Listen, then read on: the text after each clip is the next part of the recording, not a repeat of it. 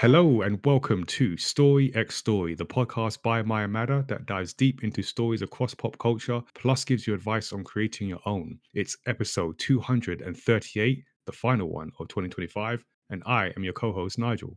I am Tazzy, content creator and co-host and person that is struggling to make decisions. As is expected for this special episode. So it is just myself and Tazzy this time, intentionally so. I think for the first time this season, it's just us by design. For those that aren't already aware, for our final episode of the year, we call it Wrapped. Did we have the idea before? Swap? No, I don't think. Anyway, moving on. Wrapped is basically where we come together and pick our favorite asterisks to be explained later favorite stories of the calendar year. So no guests, just me and Tazzy going through these different categories. The idea is we consume a lot of stories and we want to give a shout out to those that have really stuck with us for different reasons, mostly positive, but there are a few, sort of see me off the class notes as well. So it's a special format episode, and we'll be diving into different categories to celebrate our favorite stories of 2025. So we have a number of categories. We have some new categories as well for this year, but returning is our honourable mentions, which is our top five stories that didn't quite make the top five list. Biggest disappointments, as you can imagine, stories that didn't quite live up to our expectations. Biggest surprise, which is that unexpected gem that caught us off guard in a positive way. We have favorite ongoing slash unfinished stories. Those stories that we are still in the middle of or are continuing, it's ongoing. And then we have a new category, In Memoriam, which is stories that we have had to say goodbye to this year, either because they were cancelled, so out of our hands, or we took the decision to stop watching, reading, playing them. And then we have our top five favorite stories, the main countdown of the absolute favorite asterisk stories to us that we experienced this year. Another new category is personal story highlight, which is a particular moment, character, scene, song, or other element from a story that stood out to us this year. And finally, we look forward with our most anticipated list, which is what we are looking forward to in the coming year. So those are the categories. There are some loose rules that we've got for this that either I don't know if it helps Tazzy or or makes it more complicated. I'm not quite sure, but either way, first thing to mention is that the word favorite, just to remind people, is so personal favorite. So we're not saying necessarily these are the best or highest rated or whatever the case might be. These are our personal favorite stories of the year. As we always do for this episode, the picks do stay hidden. So all of our selections are secret until they were revealed at the time of recording. So neither I nor Tazzy knows what the other has selected, although I've got a good idea of what Tazzy's top one is. We'll see. The I stories. I don't know what yours are. I've just realized I don't know what yours are. Like I literally don't Yeah, I I don't don't think have a you're. clue. Yeah, I don't think you're. I feel like we need to do like a guessing game on some of these predictions. Yeah, I think I'll have some surprises. Although I think you would have heard me talk about a lot of them, but as to where they land, we'll see. Hmm. So while the stories are new to us, they don't have to be released in the calendar year. As you know, with Story X Story, we do talk about new stories sometimes, but we also go back, talk about stories that have been previously released. So the main criteria here is that these stories are new to us in this calendar year. For at least for the main category, so the top stories, we have finished whatever that portion, at least of the story is. So we roll credits, final page, last episode. The exception and why the category is there is favorite unfinished slash ongoing. I feel like a lot of our categories are just so Tazzy can. I've just put them in so that Tazzy can release some pressure, but it doesn't work. No. Technically my ongoing is unfinished ongoing kind of somewhat break the rules, but So those are the categories, those are the rules, and that's what we are going to get into. So for listeners, especially if you are new, we want to let you know you can subscribe to Story X Story, wherever you get your podcast from. That includes Apple Podcasts, Spotify, YouTube as well. You can also send us your feedback, especially on our picks for this episode, and questions as well in a variety of ways. You can chat with us in our Discord, the Studio 77 Discord. You can email us at studio77 at mymatter.com, or you can throw your thoughts at us on social media. We are at mymatter on Twitter, at mymattertv on Instagram and TikTok, and at mymatter.com on Blue Sky, or at Life of a W Gamer on Instagram and TikTok, and at Tazziii on everything else. You can also check out mymatter.com to get our latest manga, Origins Against All Odds, and discover the My Matter brand and different ways that you can get involved and or work with us, partner with us across a range of creative industries. All right, so we're nearly there. Before we get into our picks, let's find out just what's happening in the My Matter universe. And as I mentioned at the beginning of this episode, this is the final episode of Story X Story Season 7. So, as we do, we'll be on a recording break over January. So, there's no new episodes, but we will be back for Season 8 in February 2026. So, we've got some special episodes, this being one. You can also check out the Best of Season 7, which is our highlights episode, where I pull together different bits from the year, great moments that made the podcast, moments that didn't make the podcast edit from episode to episode, lots of bloopers. So check out that episode. Always a lot of fun to put together, hopefully to listen to as well. And over January, we'll have some new audio, although we won't be recording, but we will have the audio from our end of year live stream, the next one up that we did earlier in December. And we'll play those in January. So you can watch the replay on YouTube, but you can also listen to the segments over January before we come back for our new season. So yeah, it's just that wrap up time, and yeah, final day of the year, preparing for the new year. So a few reminders for people, as you hopefully know, we make manga, and this year we released a new manga, Origins Against All Odds. If you haven't yet, go check it out. It's a new story that features Tazzii's character in the My Matter universe. We've been lucky enough to have been supported by Kickstarter backers who made it possible. Over the year, we've taken it to different events. I did go to the Malta Comic Con and take it there. It is a reflective, hope-filled manga about pursuing your creative career goals in the face of heavy resistance from the world around you. So hopefully something that resonates with people on that creative journey, whatever stage you might be on. The end of a year means the end of another Do I Look Like a Gamer campaign, which is why we had the next one up end of year live stream that was wrapping up the 2025 campaign. The Do I Look Like a Gamer campaign is all about promoting inclusion and diversity in the video games industry. It's a yearly initiative, and each year we build on the work that's been done in the previous year and continue the push for diversity in games culture and the industry as well.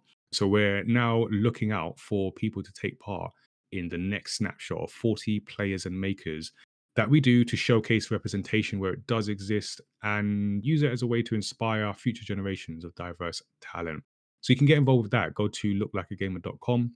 Submit if you're someone who is in the games industry, want to be in the games industry, just likes playing games, is a content creator in games. We have quite a wide spectrum of people. So give us a shout, get involved. We've also done a bunch of events, and we'll be looking to do those events. We've been to Comic Con. We've recently been to Square Enix for our Friends and Family Game Design Jam. We've done our Cupcake and Gamepad social talks at different places. So we keep quite busy over the year with the campaign. And if you don't get to be part of the photo shoot, you can still catch us and be part of the campaign. So yeah, we're at the planning stage for 2026. So yeah, keep following us, jump in our Discord, our socials, join our newsletter, and we'll have more event and campaign announcements to come in 2026, especially news on how you can get involved if it's not already out by the time you are listening to this. Also, make sure you follow us on Twitch and YouTube, because each month we do a range of shows that we put under the umbrella of Studio 77. So it's our digital platform where we host shows with creative professionals and we play games for your amusement. So each month you can catch Studio 77 report, where Tazziii and I recap what's going on the Maya Matter creative journey, and also invite others to share highlights from their journey. We have casual conversations with comic creators, where each month I talk to a different comic creator about the craft of making comics and look at the human behind the art form. And we also have games night, where we get together with some of our community and play different games. So we just did our end of year Gartic Phone games night. So you can catch that and some previous ones on our YouTube channel as well. Join us on YouTube or Twitch to see it live as well. So make sure you're following us there. And we have just ended the final cohort of our showrunners work experience. So this is our work experience program where we invite young people aged 16 and up to work with the My Matter team across comic production or events or content creation or admin if you're into that. Some people are. And the idea is to give young people an opportunity to develop skills, see where they are at in their development, and yeah, give that opportunity to build their career, take those first steps with the My Matter team. So if you are a young aspiring creative professional or you know one, send them our way. You can email us showrunners@mymatter.com to find out more. That is pretty much where we are for the year. Let's talk story, because we have spent the year experiencing different stories across mediums, and now it is time to celebrate the ones that have stuck with us. That didn't sound like excitement, Tazzy. I don't know what. It's excitement for me, and for Tazzy, it's like the reckoning. So might get different energies over the next couple hours of this. But we have arrived at that time. So let's start with the stories that just missed the cut.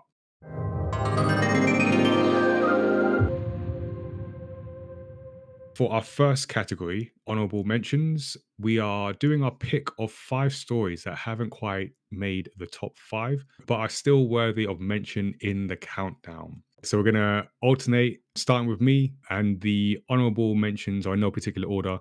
I will get started with my first honorable mention, which is a book called Clara and the Sun. I've spoken about this a few times on the podcast. I sort of started reading it at the beginning of the year, fell away, and then sort of came back by the end of the year, finished it. And this is in the on the backdrop of just me wanting to get back into a better reading habit that I used to have when I was younger. And I feel like, I don't know, the internet or just social media, even though I don't use social media that much, but it just seems to have like damaged my attention span. But yeah, I really do enjoy reading like physical books. And so I stumbled across this one, which is the 8th novel by British writer Kazuo Ishiguro. And it's fairly recent. It was published in 2021. And it's got an interesting premise. So it's set in some kind of future, sort of dystopian, but it's very much like sci-fi. So, and it's told from the perspective of Clara, who is a solar powered AF, which in the book is the term used for artificial friend.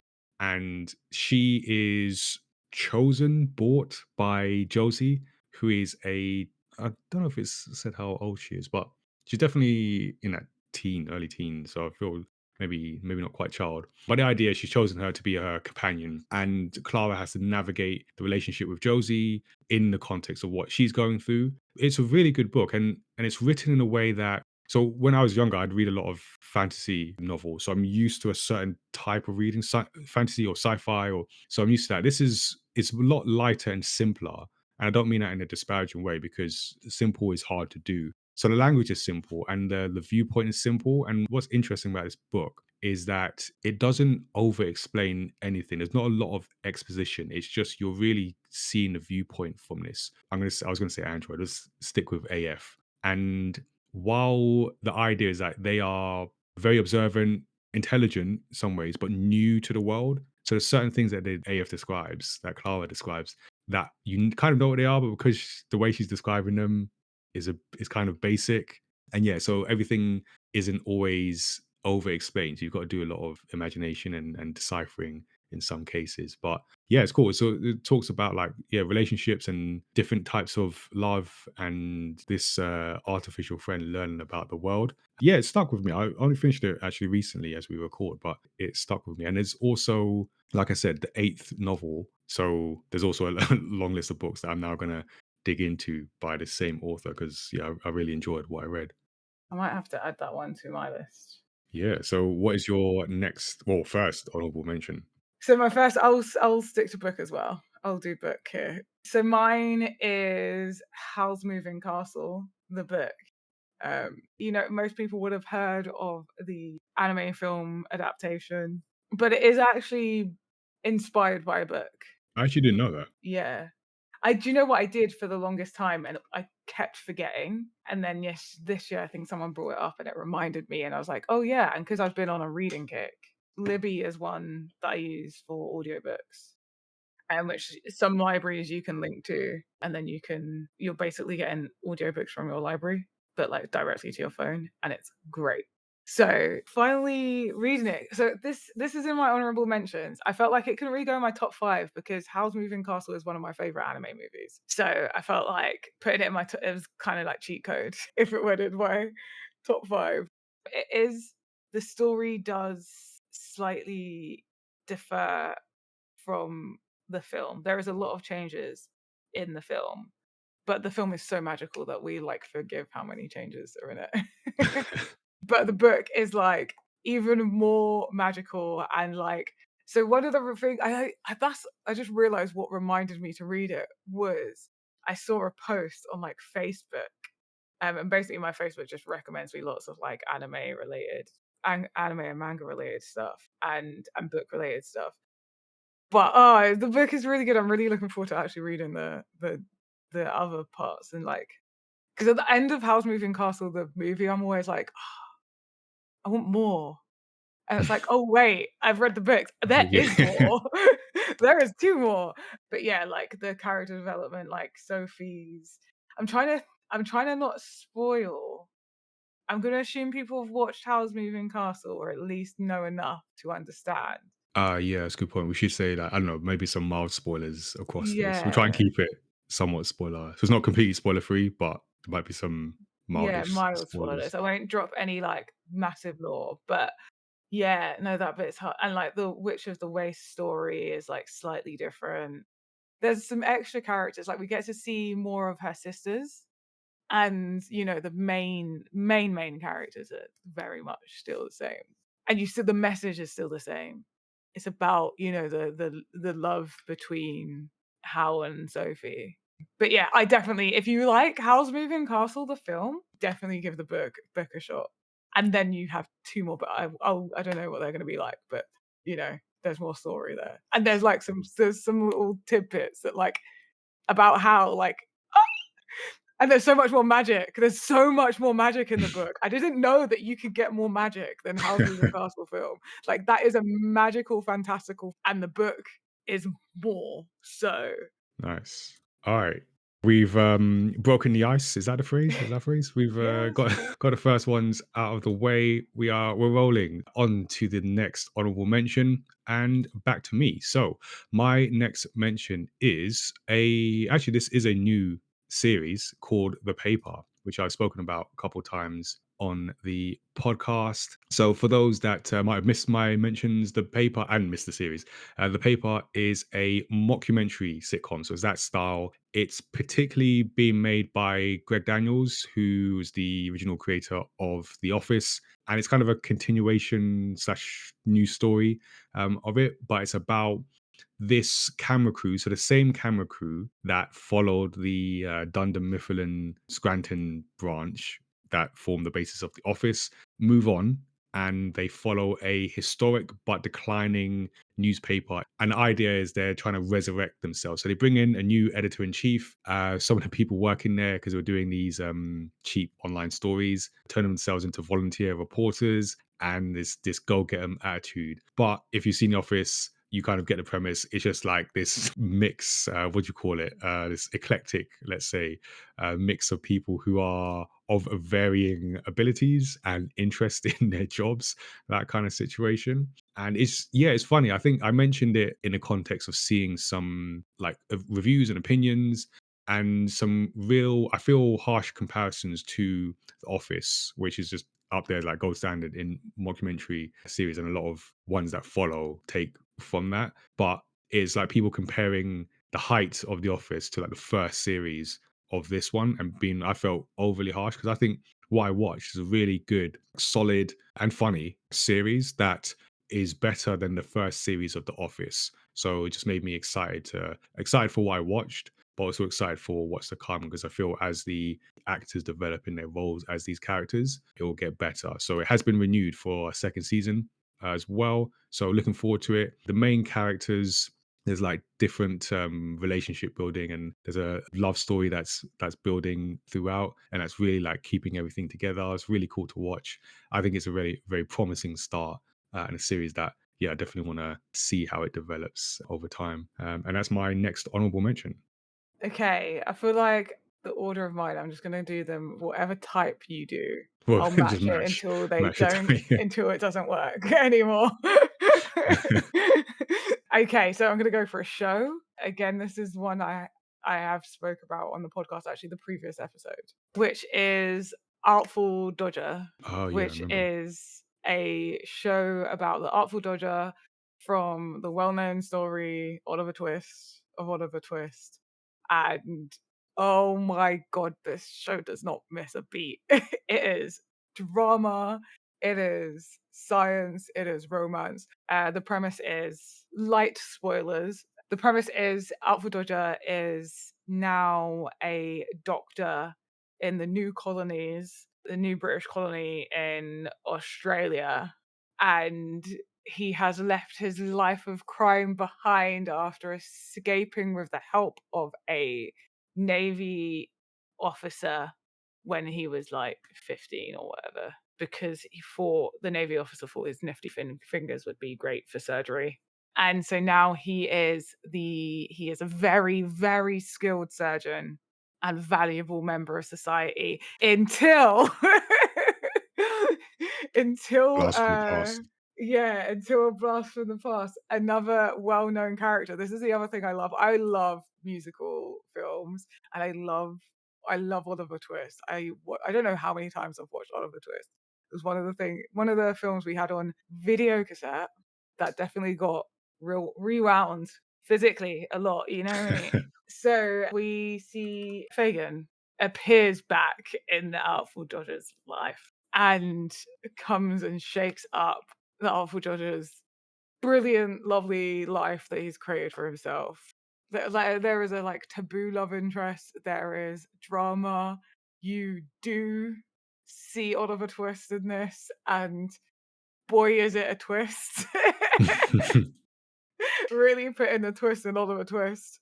Yes, it's like not quite Bridgerton, but if kind of like a Bridgerton-y show met a gangster movie, like a mad Okay. gangster show. It's like both of those. Yeah, brilliant, brilliant.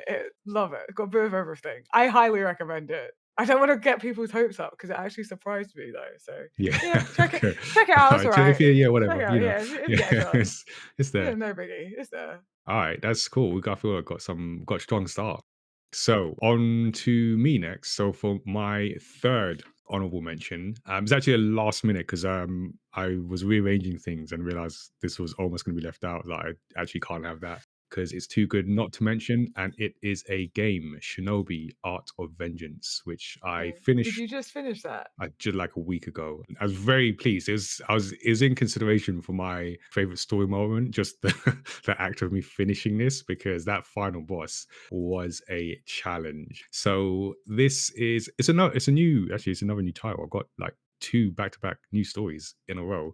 So it was released in 2025, published by Sega, developed by Lizard Cube, and is a reboot of the long-going franchise, which is Shinobi. If you're of a certain age, you'll remember this on earlier platforms. So it's a new game, but it's continuing an existing franchise. In this case, it's a 2D action platformer. So you take control of the ninja Joe Musashi, and it's a Metroidvania style game. So the idea is it's 2D, has this very cool art style, sort of almost like brushstrokes and parallax as well. So the background is like moving differently and stuff's going on in the background, separate to the foreground. That's really cool. And with the Metroidvania, so you're learning new skills that allow you to do new combos, like attack new types of enemies, more difficult enemies, but also access different parts of the map. I really enjoyed this. And once upon a time, I was pretty sure that Metroidvanias weren't my type of game, but then I played Ori and the Will of the Wisps and that series, which is actually in my necessarily have a top list of games, except God of War, which is number one. but it's in there. Like the Ori games are so fantastic, and this was along the similar line. So yeah, it was just did not disappoint. It's got that blend of challenge, so it is challenging, especially when you get like to some of the bosses, but it doesn't quite get to feeling unfair. So you always know what you need to do, and usually the answer is get better. uh, get better, bro. That's the thing of this game. Yeah, so you always know what to do. It's just can you learn the combos, learn the different systems to develop and improve. And then that final boss was just yeah, just a challenge on challenge. And what's interesting is the story itself is fairly basic, although it's funny that Joe Masashi just doesn't talk. He just grunts. He's like, hmm. Every response to every dialogue is like, hmm, which is just reminding me of the Samurai Chef. It follows a similar pattern to that. But it's just really fun to play. It's so satisfying to get these combos. To the combat, I really enjoyed it. So I ended up just playing like a little bit on most nights, where at least wherever I could. And yeah, it just got to the end. So very satisfied, like all the way through. I don't finish a whole lot of games. I mean, I don't play a whole lot of games. I don't finish a whole lot of games, but I finished this very satisfying. Yeah, one of my favorites of the year. I've heard good things of it before, so okay, cool. Since I don't have a game, I'll throw in an anime. So this is Heaven Official's Blessing. It's based off a light novel, a Chinese light novel. Oh, it's so good. Do you know what? This actually, like, there's someone, like a friend, acquaintance of mine, who's obsessed with this, and for ages, like, saw them posting about it. I was like, I should probably give that a go. And I finally did this year, and it is so good. So again, like light spoilers, premise is god. A god is like basically sent back to Earth, but they're the troublemaker. They've like destroyed all of Like a Loki. these. Not quite, because Loki like purposely makes mischief, whereas this god kind of just gets into trouble. Not necessarily purposely trying to cause problems, but maybe causes issues through the things that they do. Anyway, they ascend back to the heavens. Wait, no, they've ascended back to the heavens, and then they go back to Earth for some mission or something. I don't know. I can't remember the exact reasoning. And it's just like this story of them hunting down like this ghost. And they meet someone, and it's kind of like got this romance thing going about it, but it's such gentle romance. But it's another forbidden love. It is I Mm, think, yeah, forbidden love. Falls in love with, I'm pretty sure, is a demon, not just any demon as well. A really powerful demon. okay. Yeah, I just realized that another story that I'm currently reading is so similar. I completely forgot. But yeah, like I love the animation for this, and I love the gentleness of the romance, but the show is quite there's quite a few like dark bits, and it is a bit spooky as well. It can get a bit spooky. And like just drama. Again, it's just drama, pure drama. I love god drama. God drama is the best kind of drama. Interesting, interesting. Okay, Very sounds good. beautiful, beautiful characters. Like, All right, we are moving. It's back to me already, and you know what? I'm realizing my honorable mentions are mostly new stories. Does that oh usually wow. happen? Yeah, I'm not. No, Does I that? feel like you hardly ever have new story like Yeah, that. yeah, There's not that many news stories just in the yeah. mix, full stop. So Unless we've covered it for the podcast. So yeah. this is interesting. All right, so got another 2025 story and another one I have mentioned on the podcast, which is A Thousand Blows, which I also recently Mm. just finished. It's been a week of just like finishing stories, which is very satisfying Was for that just me, to get them actually. in for the end of year podcast for the wraps? Maybe yes, maybe a non-zero percentage yes, but mostly because I do like finishing stories, especially games. I like to finish and get the whole story. Also, Thousand Blows is 6 episodes, so it wasn't that difficult even for me. So this is a drama series that has been created by Stephen Knight, who also did Peaky Blinders, which is one of my just favorite all-time stories. and this is a British historical drama, and it's set in the East End of London in the 1880s. 1880s. Yeah, that's it. And it follows the 40 Elephants, which is an all-female crime syndicate led by Mary Carr, who's played by Erin Doherty, who I was not familiar with before watching this. She's great. Great charisma on screen. Really enjoyed watching her in this. So they're all about like shoplifting, but as with a lot of these crime dramas, bigger ambitions, and it's often those bigger ambitions that get people into trouble. So as well as Mary, you've also got Henry Sugar Goodson, who is essentially the king of the East End, and he's the crime boss. That watches over people. He's also involved in the illegal bare knuckle boxing world, and the 1880s is that time. I now know this because I watched the show. Is the time of moving from that bare knuckle boxing to Queensberry rules, which is where they wear gloves and there's like rounds and everything like that. So there's that tension going on. There's a relationship between, or some kind of relationship between Sugar and Mary. And then you've got Hezekiah Moscow, who is played by Malachi Kirby. And he is a Jamaican immigrant who has come to London to be a lion tamer, which I thought was kind of random. But I should have also said this is based on, well, historical drama. So it's based on like real people, real kind of like things that happened. Obviously, creative license with a fictional show. But yeah, he comes to London to be a lion tamer, but ends up, oh, and with his friend Alec, who's also great. So he comes in, but then he gets into the boxing world because they're both good at boxing. So there's a clash between three of them, and that dynamic is just so good to watch. All of them. I mean, Sugar Goodson is played by Stephen Graham, who I just absolutely love, who's also in Peaky Blinders at some point, but he's in a bunch of other things, and he's. I don't necessarily have a favorite list of actors, but if I did, I'm sure he'd be in there because it's everything I see him in. He's so good. He's so believable. I love the commitment he has. So he's really good. Malachi Kirby as Hezekiah Moscow. He has again charisma. He plays it. They all play it so well. I wish this was a longer series because I feel it never necessarily felt rushed, but they're just also good. It's like just give them a bit more time to play these characters. So yeah, Mm, just really enjoyed watching this. And there's a scene in this where there's a conversation between Hezekiah and one of the white aristocrats, and just that all that thinking around slavery and the perception of black people being like savages and things came mm. in. But the way he handled it and it's such that was really good to see. But the show itself, yeah, just fantastic and definitely needs a mention in my honorable mentions. Over to you, Tazzy. My 4th, oh my god. Okay, gonna go in for a film, and we have actually addressed this film on the podcast. Mikey 17. Yeah, it's a good choice, good pick. And I nearly forgot about this, and I was like, "What films?" I was like, "Oh my god, Mikey 17." That was so good. I was so pleasantly surprised by Mikey 17 as well. I mean, I feel like there's not much point in me going over too much about it. If you do wanna, like, know more on, like, our thoughts on that one, then just go check out the episode.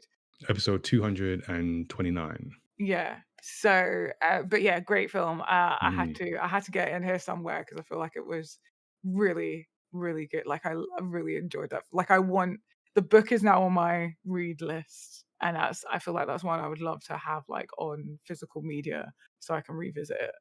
Nice. Actually, you know what? Is one I overlooked.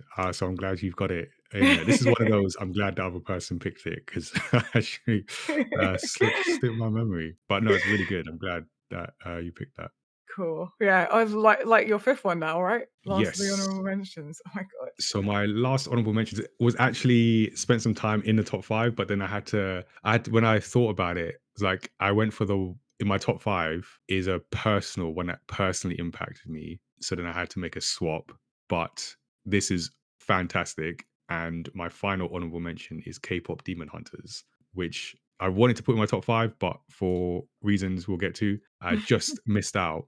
But absolutely fantastic. I've been speaking about this. I mean, we covered it on the podcast episode 227, and I've been speaking about it a lot. So people may or may not know, as well as my matter, I'm on different committees and boards for like BAFTA and Children's Media Conference. And I've just been and Develop, that was the other one, the most recent one I mentioned there.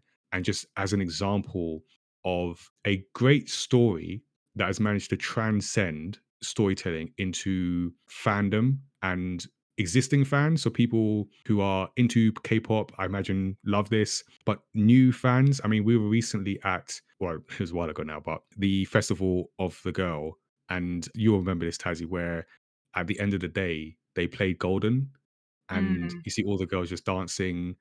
That's fantastic. I'll get into the story in a second, but I just feel like more and more so, it's rare to see that kind of capture of worldwide global cultural audience in such a positive way, and I feel that's not to be overlooked. So I had to mention this film somewhere, if nothing else, just for that. But the film itself, as we spoke about, is really good. It's a really solid film and better than it could otherwise be, because you could just put K-pop and like anime stylings in mm, there and just call it a day. But it's this film about something. It's something that's relatable for people of all ages. The idea of inner demons is just fantastic. So it's about, I mean, I don't really need to explain much of, because if you haven't if you haven't seen it, what have you been yeah, doing this what year? we've Like, been literally, what doing. have you managed? Like, it Yeah, came out on my birthday this year, just want to put that out. that It too. came out June the Yeah, yeah, 20th. yeah. You've had 6 months to To get watch this, it. and it's been in your face. Like, I miss things, but there's no way I could miss this. And Like, you must have been living under a rock in space. yes, Like, not like near space, like, not in our solar system just space, far like flung. far, far, far away. Light years. Yeah. Um, so yeah, I just think this is a fantastic piece of storytelling, both for the story itself, how well the story is told, how well the songs complement the themes. Your Idol is still the one for me. Sarge Boys got me to switch sides for a moment. I came back eventually, but for a moment I was in Sarge Boys merchandise. But yeah, I just think this is a fantastic thing, and I think people need to learn the right lessons from Mm, this story. I say people in like industry who make things, and yeah, learn the right lessons. So as for whatever influence I have, if I can get people to understand the right storytelling and cultural lessons from it, then I'll be happy. So that is my final honorable mention. nice. Okay, so my final oh my god, this is torture. This is actual torture because We've reached the they're first under decision my point. under my number 5 of honorable mentions. My list goes up to 12. So my list actually has 12 and I've had to cut 7, yeah, 7 things. I had to do a whole balancing act of like, let's get a balance of like different mediums, different types of stories and genres. So this kind of came up here because you know we've had a bit of a drama feel, we've had a bit of romance. This is my relatable one. This is my this is the most down to earth relatable show that is set in a fantasy world. What makes it so relatable? So it's about a guild receptionist who is very good at her job, but just keeps getting all this overtime. And most of the overtime is because there's like a boss that's just not of a dungeon that's just not getting beat. And Oh, okay. light spoilers here, the whole premise is that she can solo any boss. That's why I'm just so now she understanding the title, the descriptive nature of the title. yeah, the very descriptive nature of the title. But it's so good because she's just a girl. She just wants to get her work done and go home and enjoy her really nice apartment that she's worked really hard to get to this point where she can just relax and have an easy job. She's an ex-adventurer who just wants an easy, simple life. Yet the universe is not giving it to her because she keeps on getting overtime. And so she's like, I'm going to solve this. I'm just going to go beat this Do boss. it So myself. I do it myself. And I feel like it's so relatable. Like there was another one that was kind of in the mix that was a similar thing, but I think this one takes the lead of the down to earth fantasy settings anime, Mm. and because it is also like an OP lead female character as well, which I think is also important, and they're like the outfits are really cute as well. Yeah, and I just think the characters are, like, really well written. It's a bit like everyone has their own little struggles. She does end up kind of being a secret extra member of a party, and, like, it's their struggles as well, and all of their struggles are, like, quite deep, and you sort of understand why she wants this slow life, and as we, like, uncover that story, it just gets, like, really interesting. So, yeah, absolutely love it, really enjoy it. Hope that the story continues and we get to actually finish that because yeah, it's a good one. Yeah. Nice. All right. And that brings us to the end of the first segment, honorable mentions. So we have Tazzie's mention, Howl's Moving Castle, The Artful Dodger, Heaven's Official Blessing, Mickey 17, and I may be a good receptionist, but I'll solo any boss to clock out on time, or one title. And for me, we've got Clara and the Sun, The Paper, Shinobi, Art of Vengeance, Thousand Blows, and K-pop Demon Hunters. Sometimes the stories we're most excited about leave us wanting more. Let's talk about the stories that didn't quite meet our expectations this year. And I'm gonna go first because mine's not that disappointment. I would say it was a little disappointing. Makes a change from last year. Yeah. I actually really struggled with this category. So it's Little Nightmares 2. And I was a big fan of the first Little Nightmares, and I finally played Little Nightmares 2. I also have listened to the audio drama. So I really enjoy like the Little Nightmares universe.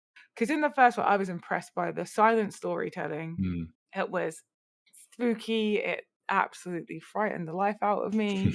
I really, really enjoyed Little Nightmares, the first one. But Little Nightmares 2, I get that you kind of got to do something different, but I felt like it lost a bit of the charm that Mm. I Interesting. enjoyed about the first one. Not to say that it's bad, but just the enjoyment for me personally was really lost. This one, I felt focused on action too much, like, you've got action in this one, and I suppose there was a little tiny bit of action Yeah, there's a bit of in action, yeah, in the first. the first Some one. Epictus moments. Yeah, but this had quite a bit more action, and it didn't feel like that action kind of, like, added to the storytelling, it was more of a mechanic, and I don't like that. I got taken out of the game so much because of, like, struggling with the action points. Like, it felt like the challenge was to get those action points right. Felt more like quick time events Then immersive storytelling. than immersive storytelling, and, like, because I really like the addition, like, you've got, like, 2 characters now full in that, it was cool, and as the towards the end, the story really kinda, like, picked up and became more, like, understandable, but yeah, like, I liked the start, and then in the middle, yeah, it just completely lost me. I was so unimmersed, and so it became, like, a little disappointing because the first one was so good. But that like I said, it's not to say that it's bad, I just felt like it lost Yeah, I just the lost something for charm for you. me, yeah, Yeah, that made the first Little Nightmares so good for me and so impactful. Kinda was trying to do a bit too bit too much and much. took too much away from it. So I'll be interested to see what if how Little Nightmares 3 goes for me. Yeah, I'm hoping that 3 brings it back for me because yeah, the Little Nightmares universe is, like, really, really fascinating. What about you? What's disappointed you? So I have a full-throated disappointment, Tazzy. I will pick up that slack and tell you my biggest disappointment of the year is Captain America: Brave New World. And Mm.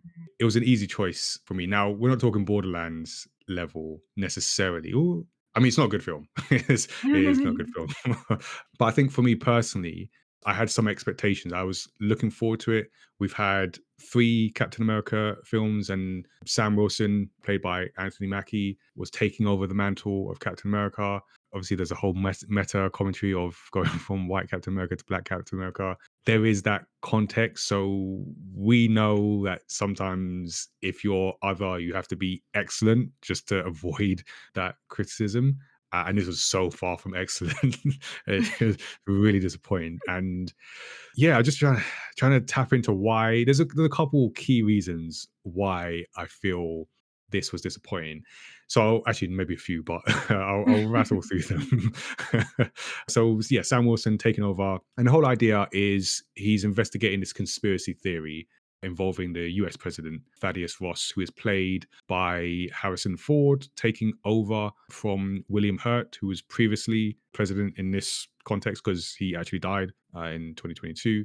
So one of the things that I read about in terms of criticism was usual kind of thing about Marvel, pretty safe-ish story, meh story, bad CGI, all that's there. I could live with that to a certain extent. I think that the two key things for me is this is on the backdrop of Falcon and the Winter Soldier, the Disney Plus TV series that explored the post Steve Rogers state of the MCU and Sam Wilson having to take up the mantle, or at least considering it and considering the ramifications of taking up the mantle of being the next Captain America, being a black Captain America. Would people accept him? And essentially, the story and themes that are explored in this have been done before in the series.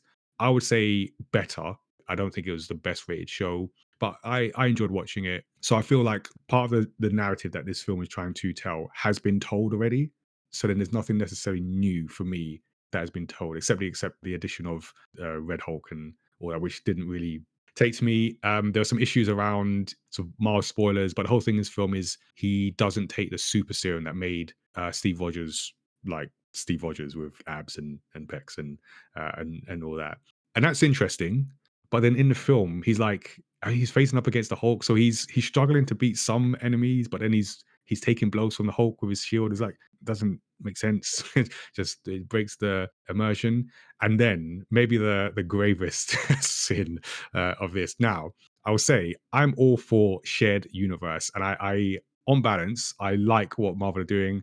I think regardless of your criticisms of taking it too far, taking it in the wrong direction, yes, got all that. But I just think if you step back far enough, what they've done over this, I guess now almost like 20 years, is amazing. Amazing. No one's done it before. We haven't seen it before. And there's an element of like, becoming too used to it to the point where you like, yeah, I've seen it already. I get that. But it's still fantastic. However, this is the fourth Captain America, but really, this is the second Incredible Hulk.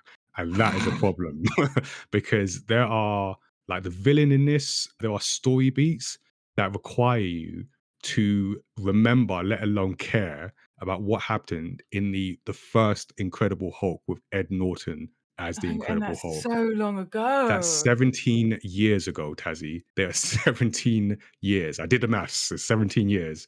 So there are things in this where I don't remember. And then it ends. I won't say exactly how it ends, but it ends on a beat. Well, I mean, it ends with him defeating the Red Hulk. But I mean, the sort of final like credits and all that ends on a beat that requires you to genuinely remember and care about relationships that in that film. So it ended, and I'm like, who is that? Like, you want me to feel something here? I don't know who that is. Like, what is going? How that's taking it too far.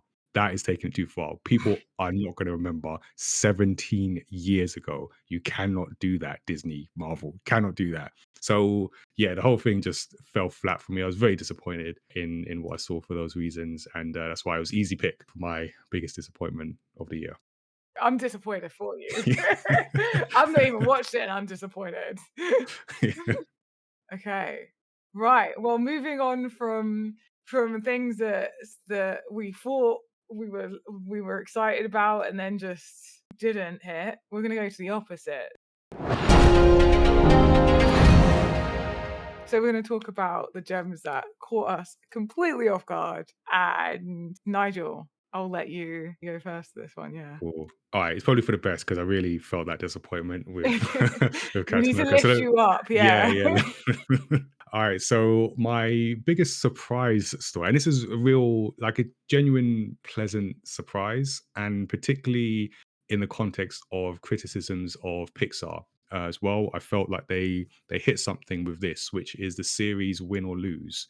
Honestly, I wasn't gonna watch it. I wasn't drawn to watch it just because mostly the visual style, at least from what was presented, the visual style is a bit Elio, at least Mm. what was presented, which doesn't really, at this point, doesn't necessarily catch me in and of itself. But early in the year, we worked on a project for an external company of making a comic for them, and one of our team, Brooke, mentioned this show. So I was like, okay, cool, I'll watch it. So I started watching it, and I was pleasantly surprised. This is a really good show. So it's I was So like, it okay. definitely hits the markers for being in this category. Yeah, oh no, for sure. So it's an animated, it's a mini series, and the idea is it's about this middle school. So it's set in America. I can't remember where, or even if that was mentioned, but set in some town in America. It's about this co-ed middle school softball team called the Pickles, and it takes place in the week leading up to their big championship game. And each episode, which I didn't realize before watching, each episode shows the perspective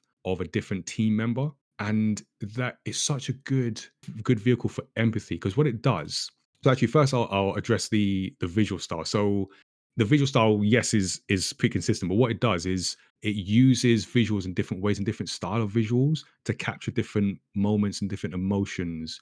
So each perspective, broadly speaking, has the same visual style, like same base visual style, but there's different twists and turns in that, which I think is really cool. But what it does is give that perspective. So the same scenario, the same thing that happens, you see it from completely different angles. So you see like what it means to certain characters, and it's one of those where like real like empathy, and you just, yeah, you don't always know what people are going through. You may be in the same moment playing for the same team, but you don't know what it means to them versus you. You don't know what they've been through to get to this moment, and it's just such a great reminder using a medium explicitly to get that empathy point made.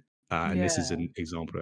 I was really impressed with what I saw, and a nice. genuine surprise, because I just wasn't gonna I wasn't gonna watch it anyway. And even when I was Yeah, recommended, I was like, okay, I'm just doing it for research. And it's actually, no, this is a really good yeah. story.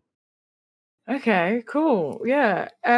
My biggest surprise is so I actually like I'd heard this mentioned, and actually the only reason I watched this is because the service that was on, I had got for a film to watch a film that we were doing, and that was the service that was on, and then I accidentally ended up paying for it, and I was like, well, now I've got to make my money's worth.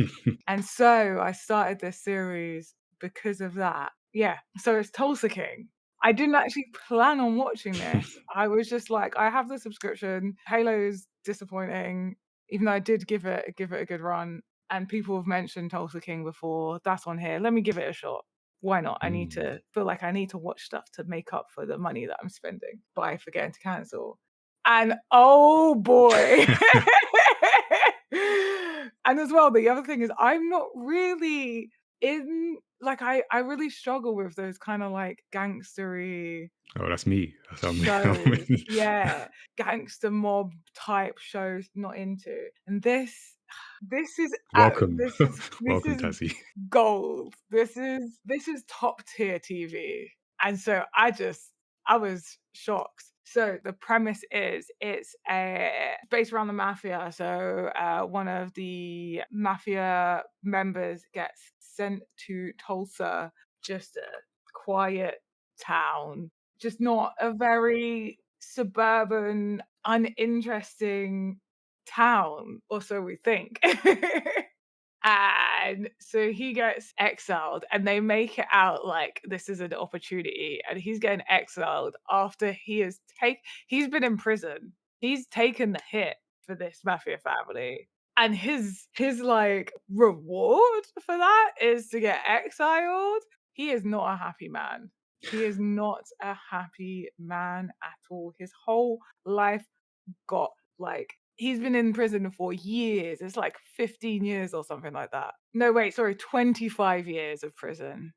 So he gets exiled. He is so not happy with this. And what he does is he takes it upon himself to basically create his own family of misfits and outcasts. And he notices new business opportunities, and he shakes up this quiet little town and just, oh, I love it. I love all the characters in this. Like, there is not one character that is a disappointment in this. Like, they're all so enjoyable to watch. They all have their different stories, the different things that make them them, and it's so good. I love it. I love it. They're such different I do need to get on characters. this. Yeah, I Yeah, you feel, do. I'll You'll enjoy love this. it. It's so like it's got that entrepreneurial flair you love about a mob show, but like next level. I feel like I don't know because I haven't watched them, but I know you love, like, the entrepreneurialism Yeah, of crime. the ambition. Yeah, what a quote. Is this is not just the entrepreneurialism, this is the adapting to the modern times. And so the main character, Dwight, is actually played by Sylvester Stallone. Sylvester Stallone. What did that take? Um, and he does a good job. He does a good job. He just perfect. Like I can't imagine anyone else being Dwight. Okay, so we've gone through some of the stories that caught us off guard. We didn't see coming, but some stories aren't meant to be finished in a single sitting. So while the ending of stories is important in our main list, the journey matters too. So here are the unfinished stories we can't wait to finish or continue. Nigel, what's first on your list? So this is actually the category I maybe struggled with the most, just because there's lots unfinished and still Yeah. going. So this is maybe the one with the most cuts. So I will start with a video game, which is South of Midnight. It was an anticipated story from last year, and I wasn't sure where it would make it because I'm still relatively early. And it's another new story, so it came out this year in 2025, and it's an action adventure, and it's set in the American Deep South. So you play as Hazel, who learns about this ancient power called weaving, and is this whole exploration of like Deep South mythos. Yes, solid game. Visually, really good. Really impressed. Some of the like scenery. Recently won the category of games for impact at the Game Awards, which I'm a bit skeptical of of that category and this game's place in it. I feel it could have been up for other awards, but it won something, and I feel it's great that it got nominated, won, and recognized in that way. So yeah, I do want to finish this game, continue playing it next year, and get to the end. Yeah, I need to actually start it. Forgot about that. So many things. Yeah. To be fair, like I haven't been playing much games this year. Yeah, I feel like next year is the year of games for me. Okay, so we're gonna go for Pass the Monster Meat, milady. Yep, I'm going for that one. I think I've mentioned it on the podcast one time. And actually, do you know Mm, why it's making this category? Because I have caught up on the dubbed episodes, and then I've been so much like I cannot wait for the next episode that I'm like, I'll watch the subbed episodes. And then I catch up and I'm like, I've watched all the subbed episodes that are out as well. So I'm there like good sign. uh, Yeah. where do so it's a good sign that I'm really enjoying it. I guess it's a romance, so it's set in like a fantasy world with monsters if you didn't guess by the title. There's monsters. But yeah, it's basically about a daughter of a count. I'm gonna go count of like a region, and she cooks and eats monster meat, which is very, very taboo. So she is shunned by high society, and she is single, and not so much her father, but her stepmom is very like, you need to get married and get out of my house. Mm. Get yourself hitched. But she can't find someone because they just turn their nose down at her because she eats monster meat. She's this weirdo. She's not very accepted amongst the other noble peoples until her handsome, I'm going to call him a prince, technically he is. Anyway, and he is also kind of shunned, not shunned by high society, he is feared by high society. They meet, he saves her, and they are the perfect couple. Like, it's just adorable, but also, like, bringing their nations together and, like, solving a problem of, like, they have too much monsters. Her country doesn't have enough food supply. Right, right. And how do they untaboo this big taboo thing? And basically, yeah, so she's used to being shunned and, like, she goes to his knights and they're all like, "We love you." And so they yeah. And it's great, I love it, It's just wholesome and sweet and I'm sure it's gonna hit a dramatic dark point soon, as many of these wholesomely starting animes do, but I'm sure it'll be worth it. Your next one? All right, my next unfinished. So I'm in the second season of Vinland Saga. It's an anime based on a manga, and it follows the life of Thorfinn, and it's set around the time of like Vikings, and it's very much in the context of war. So yeah, Vikings, war. There's an important part of the premise that I did not know going into this that I'm not going to say because it's part of the premise. So you, if you read it, but just go into it because I thought the story was going to go in a completely different direction. But what follows? It's such like serious. I don't like this is not shonen. No disrespect to no like shade to shonen or anything, but it's very like serious. It's in that category of anime that I might recommend to someone who doesn't watch or thinks they don't watch that anime thing because the themes in here are very mature. It's all about like revenge. Essentially, I'll say that and what it yeah, just what it does to you, what it costs. The characters are compelling. The main character, Thorfinn, his journey is wild. Some of the supporting characters, the things they do, you might not like them. There's one in particular, but it's fascinating to watch them go on this journey. It's not necessarily a fun anime, I wouldn't say, but I think it's really interesting the questions it's asking and how it's answering them through its characters, through the journey they go on. So that's my next pick for unfinished story. Yeah, because 'cause you've mentioned it on the podcast at least once this year. You mentioned yeah a couple Maybe a times. couple of times, yeah. So my next one is A Touch of Ruin, Mm. which is the 3rd book in the Persephone, Hades series by Scarlett St. Clair. I've specifically been listening to it as an audiobook, again, on Libby, great. I think I mentioned the previous book on the podcast, the last episode of podcast. So we're back to Persephone's point of view in book 3. And oh my god, I'm really enjoying this series. But oh boy, is their relationship toxic. Like this is two morally grey people. Like at this point, I don't know who's corrupting who. Wow. So it's Greek mythology, but in a modern setting. Most of the gods have descended to spend time in the mortal realm, and they each have lots of wealth, obviously, because they're gods. But it means that they own like certain establishments, and they've all got certain establishments. And most establishments, you know who owns what. And the gods are basically like celebrities.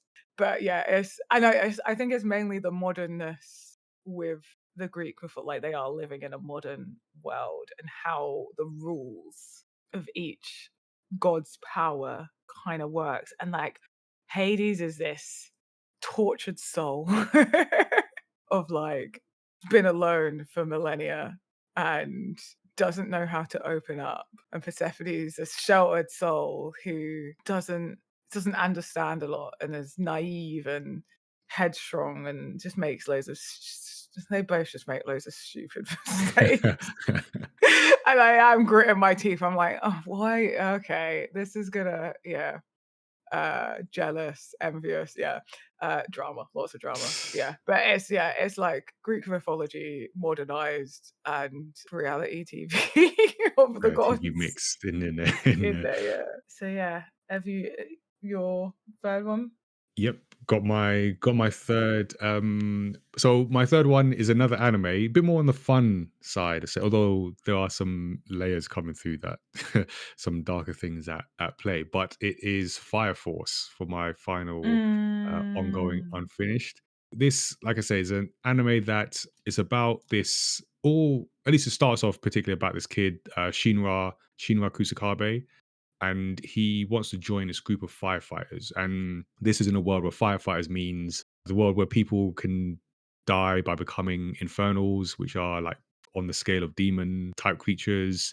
So they have to be essentially put down, killed, and given that There's a religious aspect given a proper ending by these group of firefighters, and he really wants to join. His backstory is he lost his brother and his mum in an infernal blaze at their home, but there's some mystery around it that he's not quite aware of, but he knows there's something there. So he joins. He's really keen.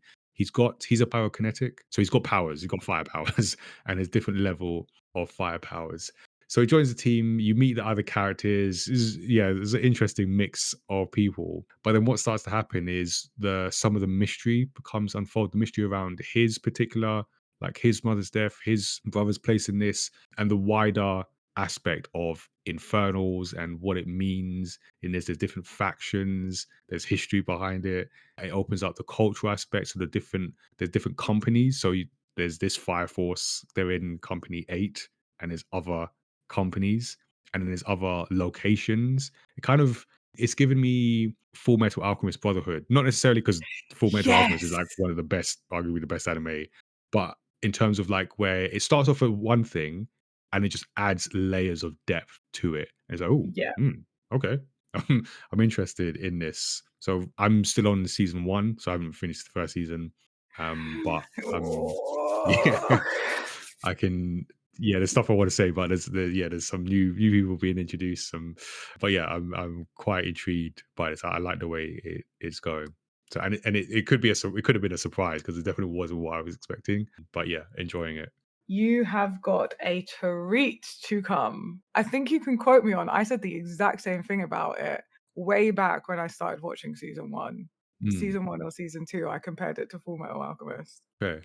The layers For sure. Okay, I've managed to readjust some things and get an live. isekai in. I thought I'd take this opportunity to do the category properly. So to fit in an isekai, I'm gonna put in here the dark history of a reincarnated villainess. It's on the title, right? But basically, it's about a woman that from a young age was writing fantasy, her own little romance fantasy fanfic type things. And she was adamant that she was going to get isekai'd into another world. This was her whole childhood. Then she grew up, forgot all about it, gets hit by a truck while she's on the phone to her mum saying, "Hey, can I throw out this stuff? Your like old stories that you've written." For her to only get isekai'd into the world of one of her novels, ongoing series of Mm, novels that she wrote as a child. And instead of the main character that had her name, she gets reincarnated as the villainess of the story. But not just as the villainess, the point that she enters the story is the moments before her execution.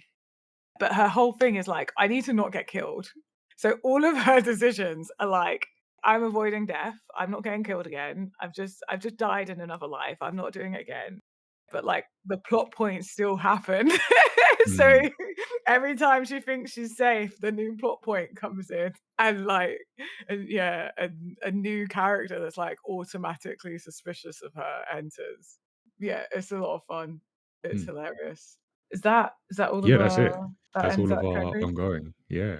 Oh, so now's a new category actually, isn't it? So, those are the stories that live and roam through in our heads, and we wanna continue, but 2025 also brought closure to some long running journeys. So it's time to honor the stories we said goodbye to this year. Like Tazzy said, this is a new category, and it's to make a nod to those stories that we had to say goodbye to, either because they were cancelled, so it was out of our hands, or we made a decision to stop watching, reading, playing them. May they rest in peace. Maybe because I guess there's a reason why they we stopped watching. So anyway, so we're gonna reel these ones off, and like I say, give that respectful nod, but also maybe some explanation of why we did cancel each. So I have 3, so I'm gonna reel mine off, and mine are one was cancelled, and the other 2 I made a decision to stop watching. So I'm gonna start with the stop watching category. The first one is an animation called Solar Opposites, which I feel I mentioned really early in this Mm. season. It's from one of the creators of Rick and Morty. I think the non-problematic one. I actually can't remember that now. But Hopefully. Justin Roiland. Actually, I think he might be the problematic one. Actually, Oh god. just realizing this now. I don't know. We'll Google this. But anyway, it's along that Rick and Morty kind of style, but it centers around the.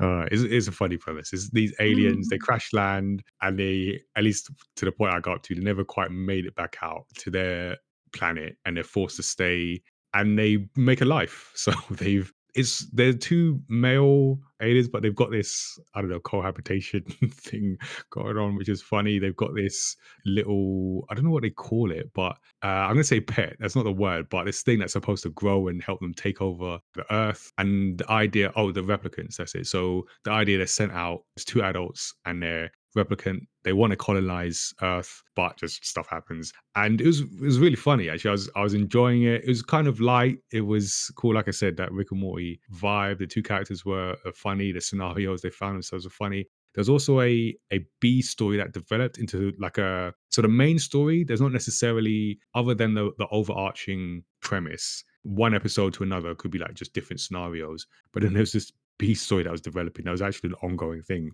There's a whole drama actually is really interesting in there. But the reason I stopped watching, and who knows, sometimes I might, sometime in the future I might go back. But there was a point where I guess almost it got a bit too silly, to it threw me off. There was a moment where the characters, oh, something happened to them, and then they changed accents. So it's just like set in America somewhere, or American accents. They changed accents, and then the scenarios just got a bit too wild and just unconnected to anything. And it was jarring. I felt couldn't get back in to the comedy as weird. I don't think I've had that happen. So there's that one. The other one I stopped watching is actually The Mandalorian season 3. Interesting. I Yeah, have you watched it? You watched the whole, season 3 after it was after Boba Fett.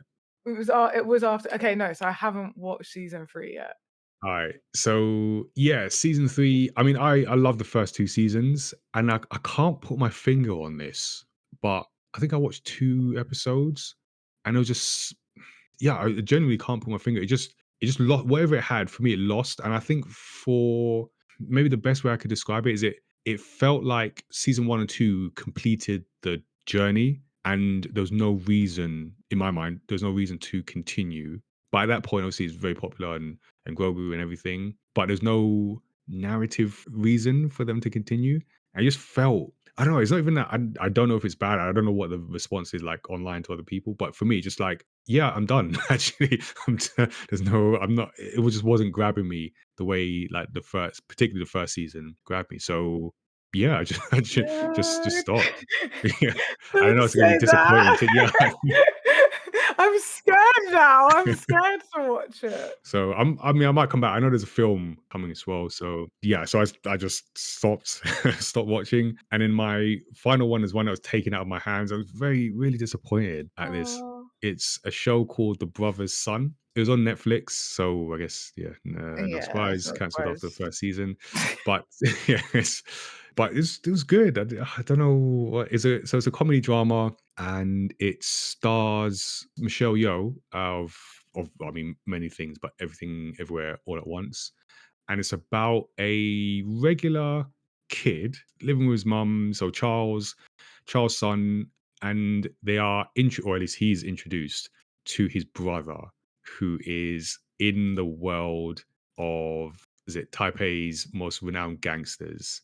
So Bruce is living in California, so he's living that Californian life. He's not about that life. And then his brother comes in and he gets mixed up. His mum knows, but his mum's tried to protect him.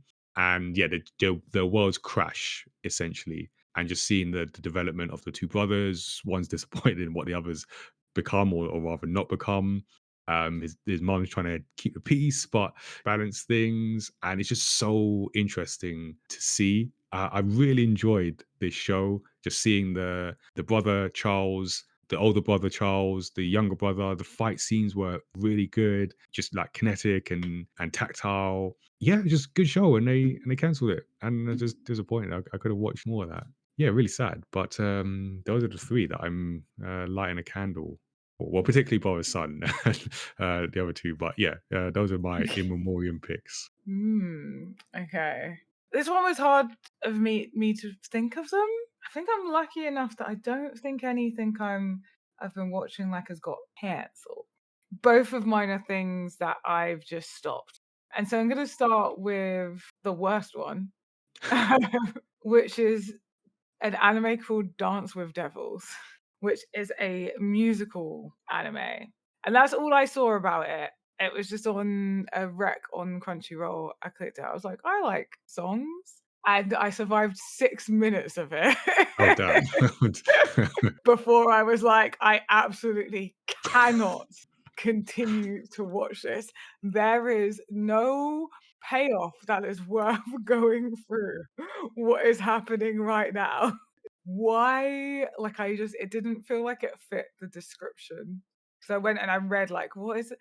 And then I read reviews and, like, people were like, "Yeah, this is bad." And they've watched it, like, they actually gave it a More than shot. 6 minutes. So, Yeah. yeah, so I was like I normally am not one for reviews, but because I was already like, "What am I watching? What's the good bit of this?" Because the music definitely wasn't it. And if you're a musical and your music is not it, you've kind of failed the genre, like, Yeah, yeah. you can get away with having good music and, like, a terrible storyline, but you can't get away with having bad music, full stop. You'd have to have a really good storyline, and it couldn't be disturbed by the music. But yeah, so Dance with the Devils, yeah, 6 minutes in. And the second one, this is a sad one. This is a, like, poorer tipple out for it, because it's Infinity Nikki, which Oh, I love. The game is great. It is a really enjoyable game. I love the premise. I love the story. I love Momo. Oh my god, Momo is so cute. I love the outfits. I love the styling of the game. I love the aesthetic. What I don't love is the loading times and updating. so the actual like logistics of the game. Yeah. Mm. Every time I go to boot up this game, it needs updating. I was playing on my mobile and it was constantly needed updating, constantly breaking. And my phone is like a few years old, but it's a decent phone. I just don't feel that it should be working that badly on it and Right. constantly needing updating. And like the updates aren't small. So it meant I could never play it because every time I went to play it, I'm like, It okay, was this is a nice updating. like yeah, this is a nice, like, cozy game I can just, like, play for a little bit in the limited time I have to play games. And in a world where you are competing with attention, Mm. that is too many steps to get to the point of entertainment when I could just be on TikTok. Yeah. That's the reality. Um, yeah, so great game, but logistically is a failure. So So here it finds itself. here it finds itself. My dreams of being a fashionista were killed by loading screens, by updates and loading screens. That's a shame, but that's why we have this category, so we can make those announcements. So those are the endings that we are honoring. But now it's time for the main event. Not just the good stories, the stories that have defined our year of stories. Ladies and gentlemen, we have reached the top five. Welcome to the pinnacle of our 2025 story journey. This is the moment you've all been waiting for, unless you're Tazzy, through hours of storytelling, consumption, and discussion across games and books and films and series, animated or otherwise. We've experienced laughter, tears, highs, and the lows that apparently only Disney can bring to me. But five stories stood out above all others, capturing our hearts and minds in ways we'll remember for at least as long as it takes me to edit this episode. These aren't just good stories, these are the favorites of our favorites, the ones that defined our year. So join us as we count down our top five favorite asterisks stories of 2025. And the usual disclaimer, this is a numbered top five list. Unless you're Tazzy, then this is just a random assortment of stories in no particular order. Why is this so hard? Side effects may include shortness of breath, sweaty palms, migraines, indecisiveness, lost coins, runner's elbows, seller's knot, whatever that is. Please consult your local physician if symptoms persist for longer than 3 years of doing the same episode, which I think is this point. right now. So, Daz, you might want to check in with someone on that. Just a reminder of the criteria. Myself and Tazzy will alternate as we count down from 5 to 1. We have not seen each other's picks. Stories can be from any medium, so there will be a mix. Although mine could probably stand to be a bit more diverse, actually. But we'll maybe think of that for next year.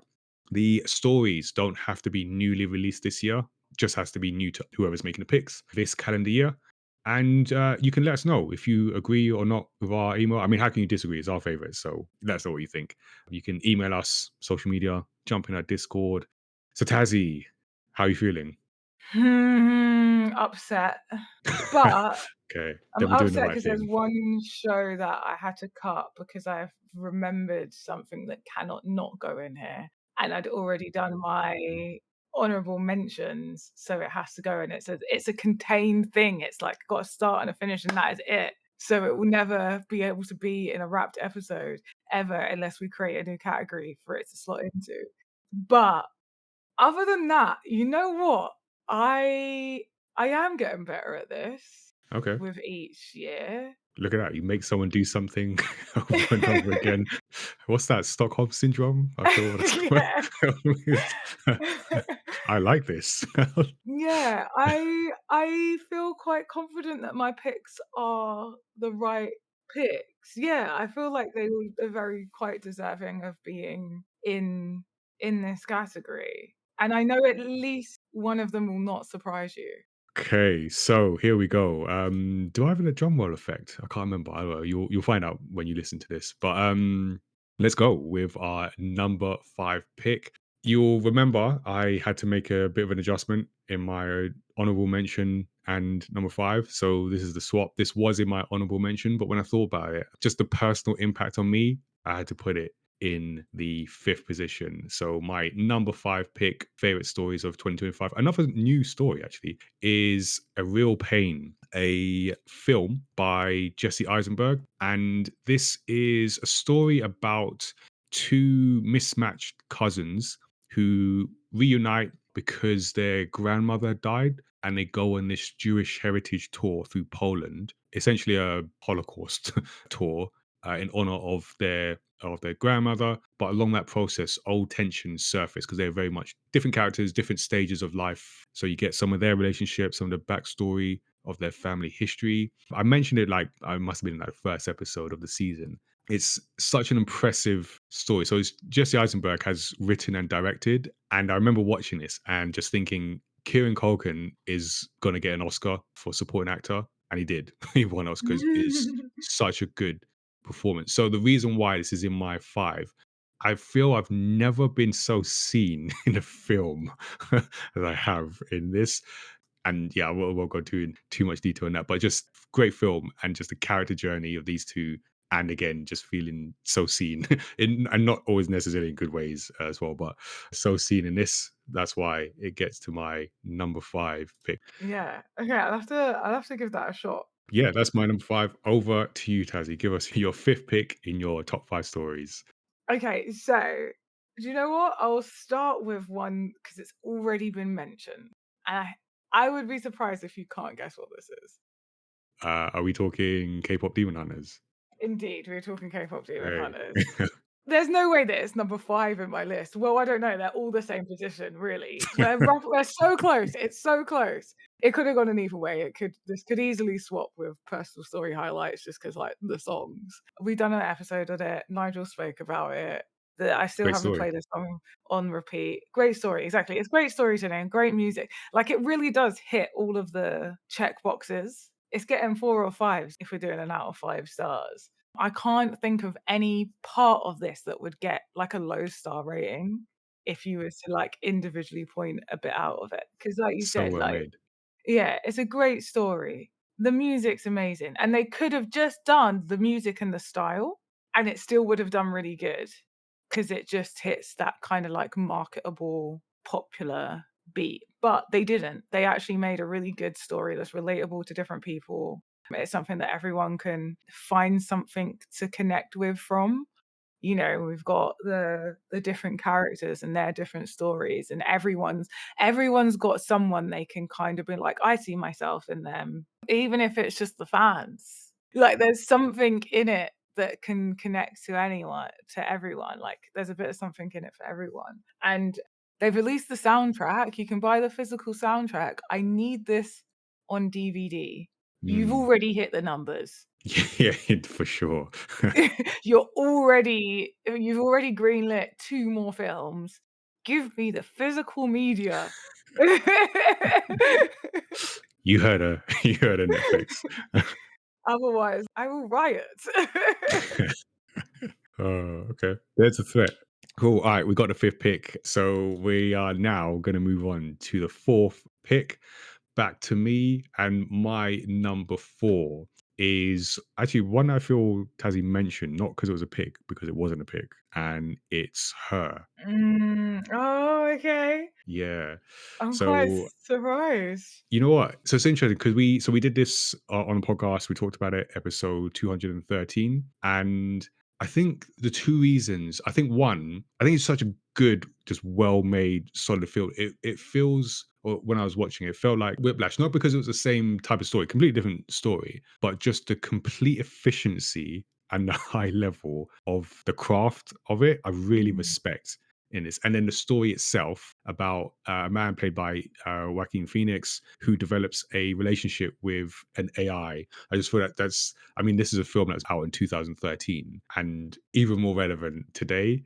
Such a prescient film. And then one thing that particularly stood out to me was so the AI played by Scarlett Johansson, you never see her. So she managed to get this full character with emotions, with character development, this relationship with Joaquin Phoenix, and you never see Scarlett Johansson at all.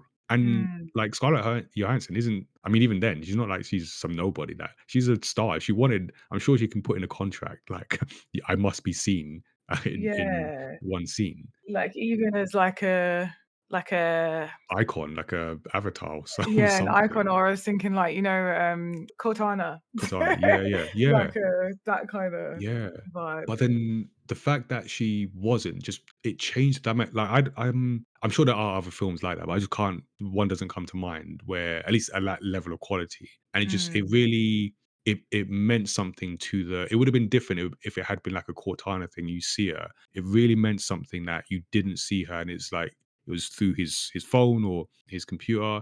I feel that's like a mm. commitment to the narrative. So I was really impressed with this story, just all round. Scared, but also impressed. So that's why it makes my number four. Okay, yeah. Now you put it like that. Her was a really good movie. I know, I thought that at the time, but, like, yeah, I see how it's top 5 status Yeah, of goods. Because I was thinking, "Oh, I'm surprised you put it here, not in honourable mentions," but yeah, when you break it down like that, that's top 5. Yeah. right. So Your number four. just to break things up in a way, again, I the order of this is impossible, but I'm just trying to, like, spread things out. Gonna go to something quite different, but actually is a good follow on from her, and this is actually could have gone in my surprise as well, because I was surprised at how good it was. Anyway, it's Running Man, directed by Edgar Wright, which is why I'm like, "Why was I so surprised?" Because I love Edgar Wright stuff. He does not disappoint me. So this is a film based on a book that there was also an 80s version with Arnold Schwarzenegger, I'm pretty sure. I've never seen the 80s with Arnie, and I've not read the book either. So the book by Stephen is a Stephen King book. So I knew it was dystopian. I knew it was like retro futuristic, and that's pretty much what I had. It was impressive to film on though. Um, Cool. and then I watched it and really enjoyed it. It was really good. And again, it tackled some issues that are very relevant. Again, on an AI thing, but more of the generative AI in terms of like video creation. You know, what happens when you can spoof like hyper realistic, Honestly, that is like convincing that's a footage. real question. And also, like, on a more, like, social political space, this is Mm, where big corporation, they own everything. They're in every industry. This is like big corporate runs the country, and how easy it is to turn different sort of income thresholds against each mm, other. But, it's just so good. Honestly, I want this on DVD. Amazing social commentary. It's fun, it's high paced, it's dramatic. I mean, I'm getting it on DVD, so I'll lend it to you. Cool. Done. All right, so that's our 4. Back to me, and I'm gonna go with my number 3 in our top 5 asterisks picks. Had to be in here. It is Sinners, which Um, Sorry to interrupt, but I feel like this needs to be said now. yeah, So, I was like, something needs to be cut because this needs to go in. I can't yeah. believe I forgot it. It was for Sinners, and that's why it was so easy to just drop Oh, right, something right. off that Yeah, list. yeah. Like, it just hit me like, "Wait, Sinners was this Yeah, year?" yeah. It's like, no, no, it just has to go in. I respect that. I So we can respect that just even tie more. 3 and we can just tie that one in into Okay. So there we go. Definitely respect that. So yeah, no, Sinners just I think it's fantastic. So stories, Ryan Coogler, and it's set in 1932 in Mississippi, and it follows twin brothers, and both played by Michael B. Jordan, who does an amazing job playing different characters. I can't remember how explicitly it was stated, but got the impression that they have come from because like Prohibition era, so they come from like I Yeah, think was it New York, and they come to their hometown, and now yeah. they're trying to make something. And the themes in this story about I guess like just like black ownership as well as black culture and the Racial identity. yeah, Haley Steinfeld as well, and then the vampires. But even the way the vampires are introduced, because it's not just oh, this is about black people and the vampires are white and this white takeover of black culture. I mean that layer is in there, but Mhm. the introduction of the Irish heritage of Yes. vampires set Which against adds a the whole whole new other, layer. like, Yeah. layer of, like, like, if people don't know historically, the Irish are also a They were black very people before black people. They yeah, were no Irish, no Jews, no blacks. yeah, like, they so that yeah. Go on, continue. I just wanted Yeah. to insert just in case people didn't know the significance, the weight of them being Irish was like and because there's so similarities, I feel, with a lot of Black cultures Mm. and Irish culture. So that like assimilation of culture where it's almost like that the Irish they got they're in this and now it's your next black people and it's this essentially this group just resisting that and what happens and there is a moment which I'm actually now just remembering could have been my personal story highlight particular scene which just spoke to the history of black music over generations which was and I'm not to oversell this but just almost like transcendent in that moment. It could have taken you out of the moment, but it had that line where it what it was saying and the way it was saying and feeling of it. I can't remember Mm. feeling like that in the cinema. Um, Yeah, I get you. yeah, it was a really Yeah, powerful full moment. for sure. I walked out of this movie with, like, this level of hype. Like, there's some films, and it doesn't happen massively often, that, like, make me want to rise up. Yeah, yeah, It's the yeah. only way I could, like Just the hold your head up. adrenaline is pumping, like, I'm ready to fight, I am ready to rise up, I'm ready to Start a revolution. start a revolution, and actually Running Man kinda done that for me as well, like, after I was like, "Right, we're starting a revolution, right?" That's something we actually said, and Sid has done the same thing, but with a lot more, like, aggression. Yeah, yeah. Sinners lit a fire of, like of what it means to stand up against oppressors, but also, like, own your own and the soundtrack. Oh my god. Yeah, I think it's fantastic. So that's your number 3 as well. So that means it's back to me then. Yeah. Alright, so we've got our 5, 4, 3. We're down to the last 2. It is back to me. And my number 2 pick is Blue Eye Samurai, which I just think is absolutely fantastic. It is a Netflix series and it's set in Japan's Edo period.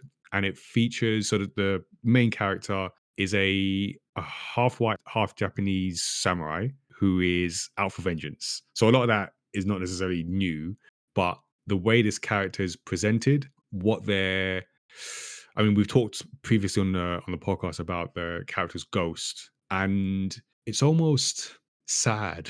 Actually, it's quite sad. So I love this because the visuals, it's sort of a mix between like anime and Disney. So I don't know if it's, I think people class it as an anime. In moments it's got that anime feel, but in other moments it's got that like feels like a Disney cartoon, and I mean that in a good way, in that sense. And I actually saw recently like Hideo Kojima praised it as the best anime of the year. So I guess he's called it an anime, and he described it as a visual work that transcends the common sense of animation. It's Hideo Kojima, so I feel I'm not exactly sure what he means by that, but I do, I get it, because there's a lot in this where the story, the nature of the character, the themes in it, like I said, is quite sad on some levels where you'll be seeing things and the action, like the action sequences, I guess some of them do transcend common sense. If you want to pick them apart, it's just like what this character is doing is not necessarily realistic.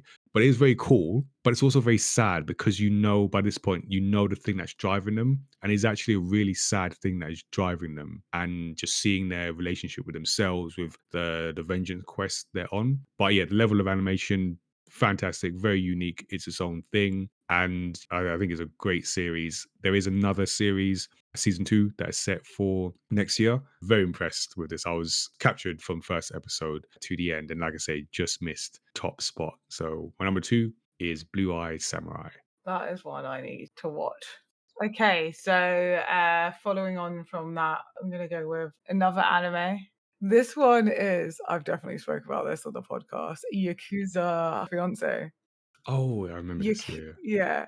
A daughter of a Yakuza member basically gets set up with the son of a Yakuza member by their grandparents. And it's so funny because it's kind of like a political move, Hmm. and she's just the daughter of a Yakuza family. She isn't herself. She's just a normal person. She just happens, that's just her family. But she's obviously not unfamiliar with the Yakuza world.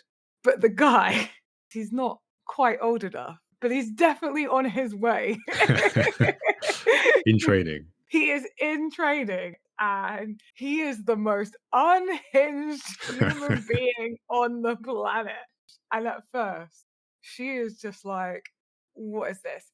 And as well, at first, he thinks she's just like some delicate flower, and he's like, "You're not interesting enough." I can't remember what happens that she does, but something clicks, and then he just becomes possessively obsessed. And then they meet, and like it's just I'm praying that this gets renewed. You cannot leave me on that. Their relationship is too entertaining. Like two peas in a pod type thing. Oh my god, their relationship is just I might have to rewatch it again. Be the third time, 1 year. That says a lot. It's yeah, it's Okay. really good. All right, so we're staring down the barrel of the final picks.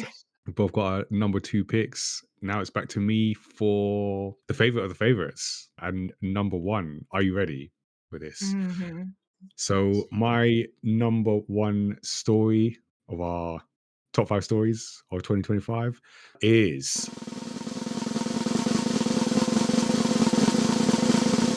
Better Call Saul, which I had to place right at the top Mm. because this, trying to think how to explain it. This is such I would say, so I'm gonna say this is like elite level storytelling. So Better Call Saul is a spin-off prequel to Breaking Bad that focuses on Jimmy McGill, who is a lawyer in Breaking Bad. So it's kind of like his origin story. It's actually a tragedy because if you see him where he is in Breaking Bad, where he starts off in Better Call Saul, you know it doesn't end well for him. So it's actually a tragedy that I'm watching. First thing to say, it's not, I would say it's not as good as Breaking Bad. And I've seen that said elsewhere, but that can be seen as a disparaging thing, but that only points to the greatness of Breaking Bad. And obviously, it's all subjective, but Breaking Bad is considered one of the best TV shows, full stop. So it's hard. That's a hard kind of comparison already.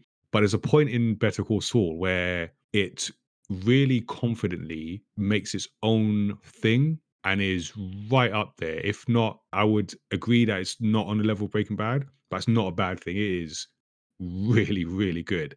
Jimmy McGill is a is a former con artist, and he becomes a public defender, and then we're seeing him transform into eventually the criminal defense attorney, Saul Goodman, and you're just seeing essentially his ethical decline. You're seeing relationships with his brother, which I'll come back to in a second, his colleague slash romantic interest, Kim Wexler, who, my God, this woman is such a good woman, is far too good for him. And I know this is a fictional show, but you know, you see someone, you're like, why are you with them? They're no good for you. And you deserve so much better because this is such a good woman. And she's doing too much for him, quite frankly. And she has the patience of an angel, she has the forgiveness of an angel. She's such a fantastic character. And because you know it ends badly, there's always that feeling in your stomach that how does this go wrong? And the relationship with his brother, like, because this is a show where it's not like good guys and bad guys. Everyone's shades of grey, but you can kind of see, you can establish the villainy of people. And his brother, I don't want to say too much, but it's a special kind of villain character. This ain't the twirling the mustache kind of thing. This is family villain. And if you have that understanding of like sometimes family can be the one that hurts you most because they know you. So yeah, just seeing those and then seeing the hints and nods to characters that are in Breaking Bad, just said, oh, that's where he starts, and that's how that is. Just the characterization as well is a thing for me because I think that's probably my favorite thing. Like themes and characterization, and this has both at such a high level. Is yeah, it just so is fantastic. Elite level storytelling for me. So yeah, it had to go in at number one. Nice. All right then. Not too surprised. I know how much you like that franchise. Yeah, no, definitely Breaking Bad. I mean, I think The Wire is the best TV show, but I will give Breaking Bad a second place. Yeah. Okay, cool. So my that's just getting is not because it's first. They're all equal. Wanna In point it Taz's out. eyes, mine is a clear hierarchy. Mine, there are very blurred lines. So there's definitely overarching themes with my picks. This is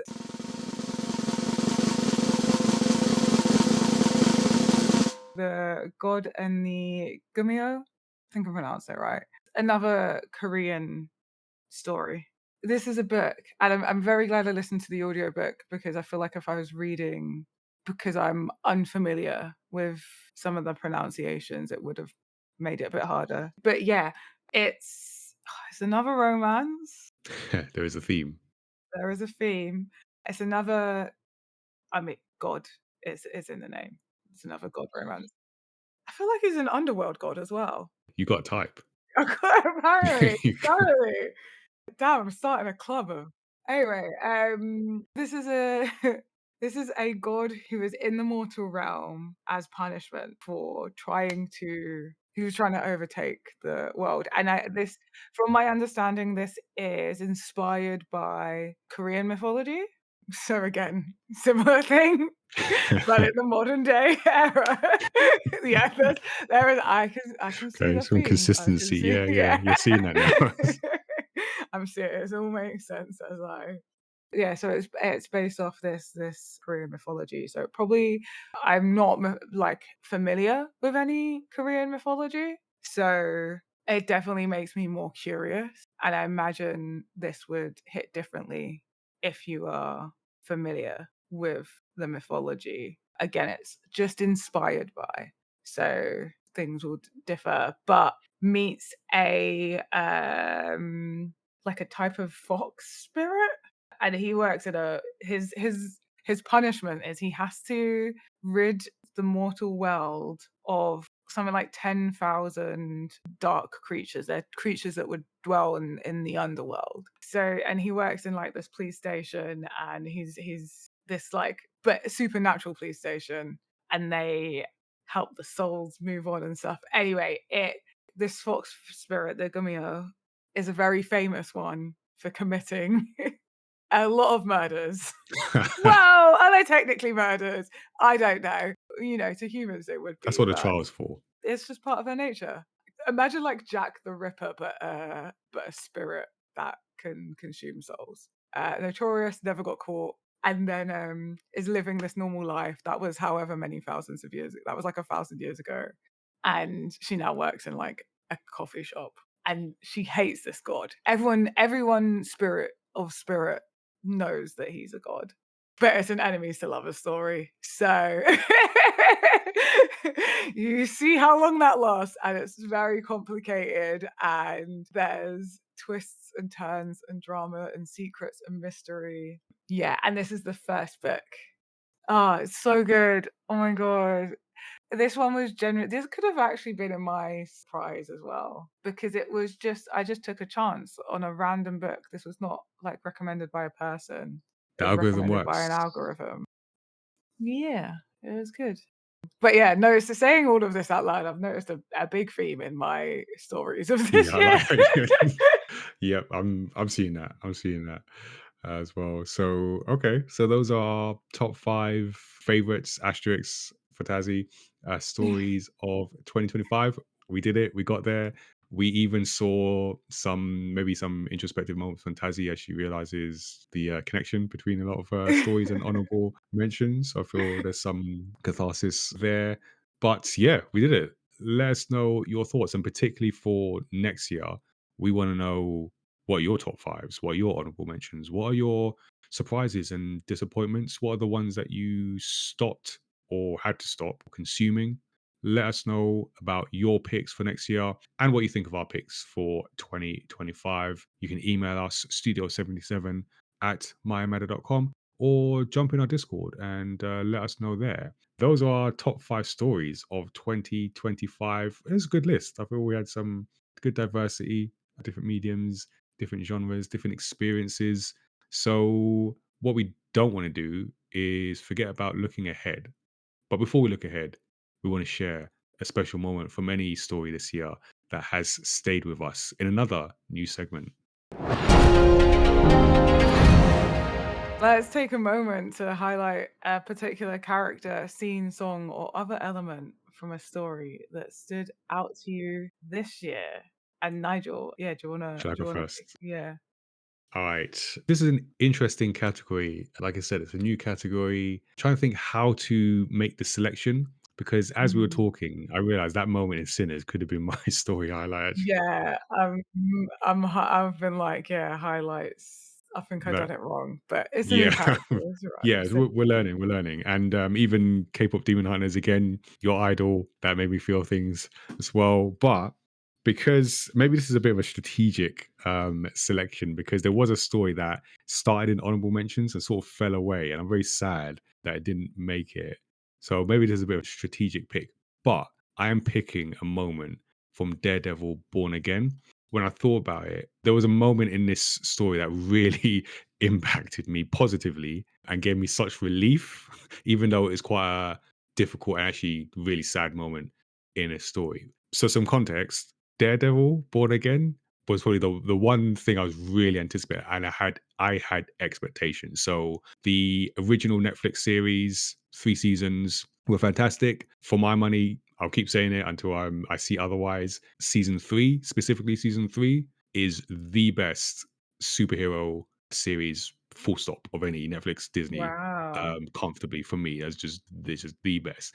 Not season 1 was really good. Season 2 took a dip, but worth getting through for season 3, which is I was on the edge of my seat. So when I heard Disney were bringing back the show for Disney Plus, I had reservations. I don't want to be that person that says like you've got to make it like this, but you've got to make it like this because this is a hard show. It's very violent in ways that make narrative sense, not just like gratuitous. The themes in it are heavy, mature, and I don't want to see that sanded off. So some with some trepidation that I started this, and there was a moment in the very first episode actually where I will. I mean, it's part of it's really early, so it's sort of spoiler-ish, but a major character dies, and the context around it, the way it happens, and what it means for the show in a, and like I say, sort of counterintuitive, but it gave me some relief.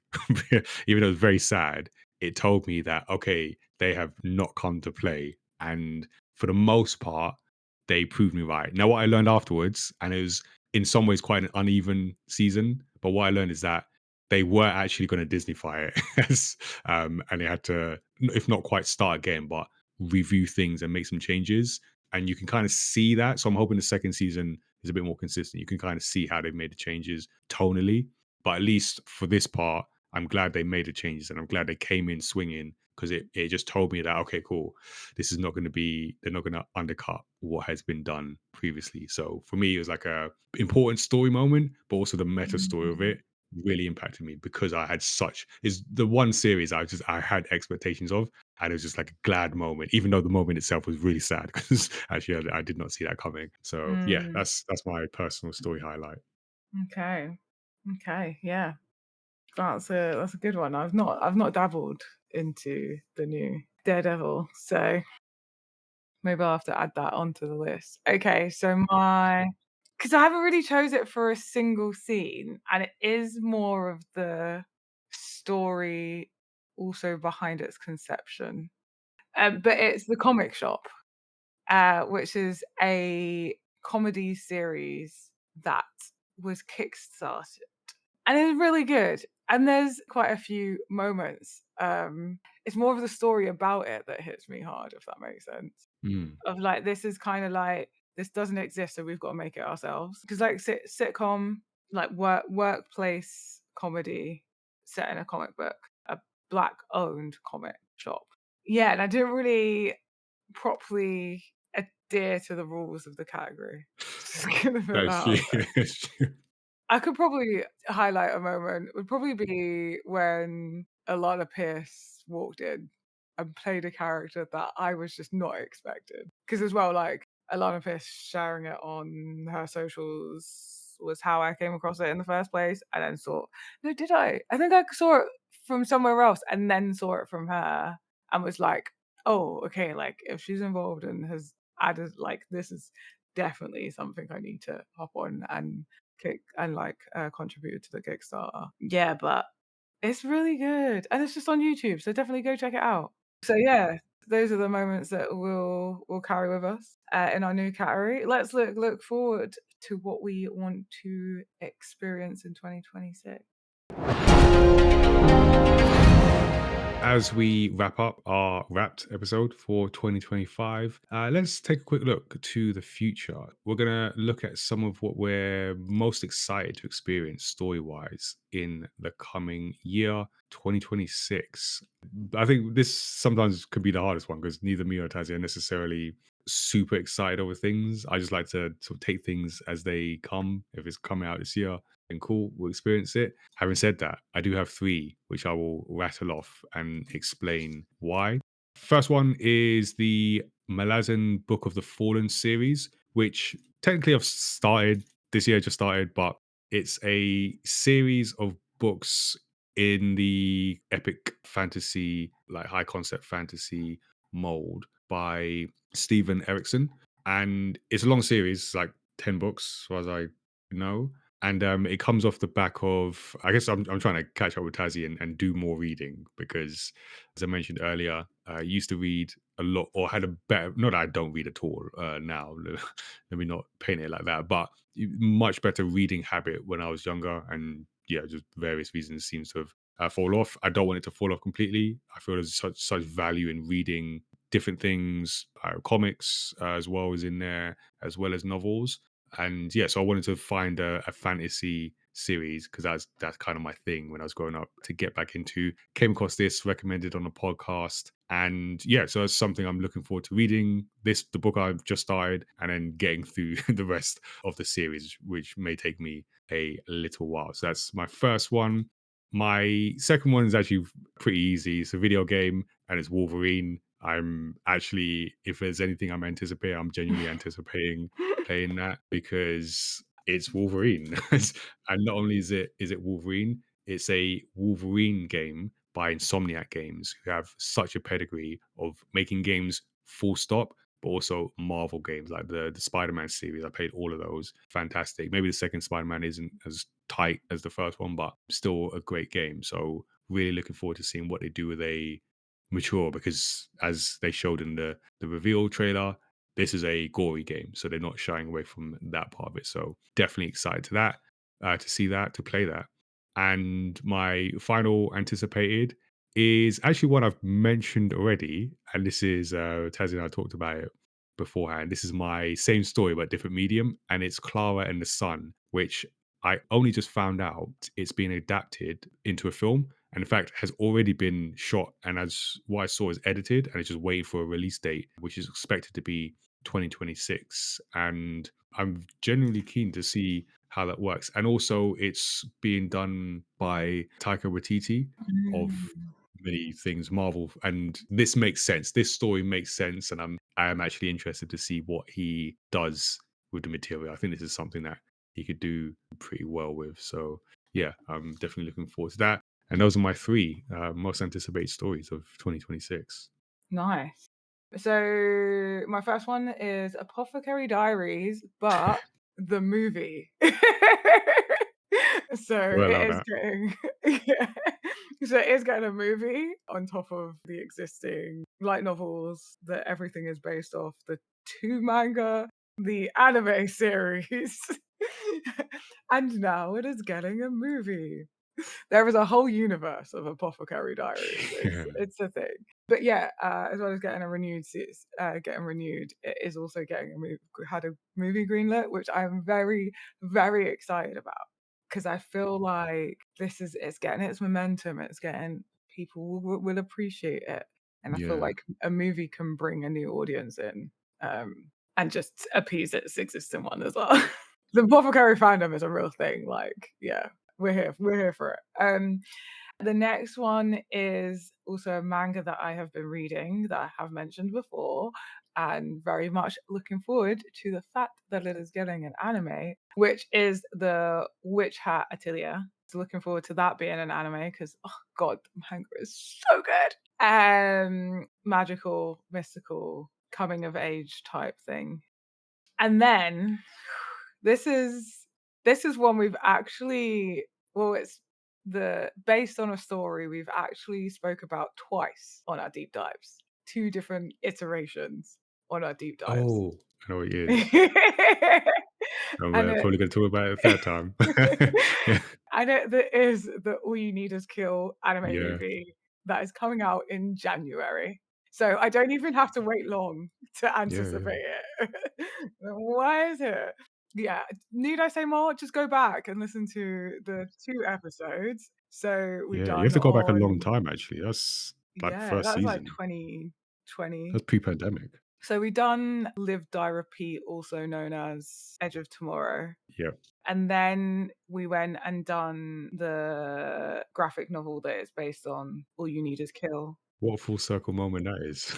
Yeah, and then we are going to do because there's no way we're not, the All You Need Is Kill animated movie.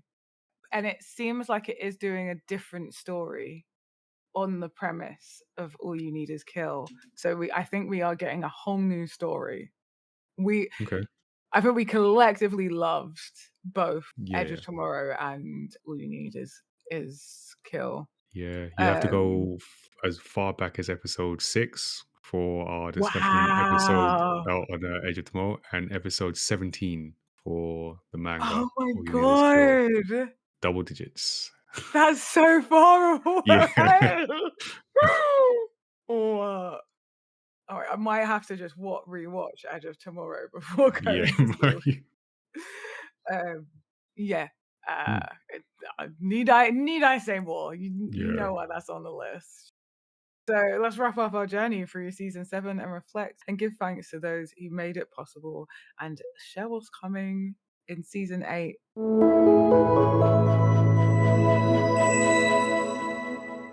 Yeah, what stood out to you on season 7? I think for me, I mean, I feel like we say a lot of the same things because they're true. Because Mhm. we enjoy people coming on the show, having conversations with us.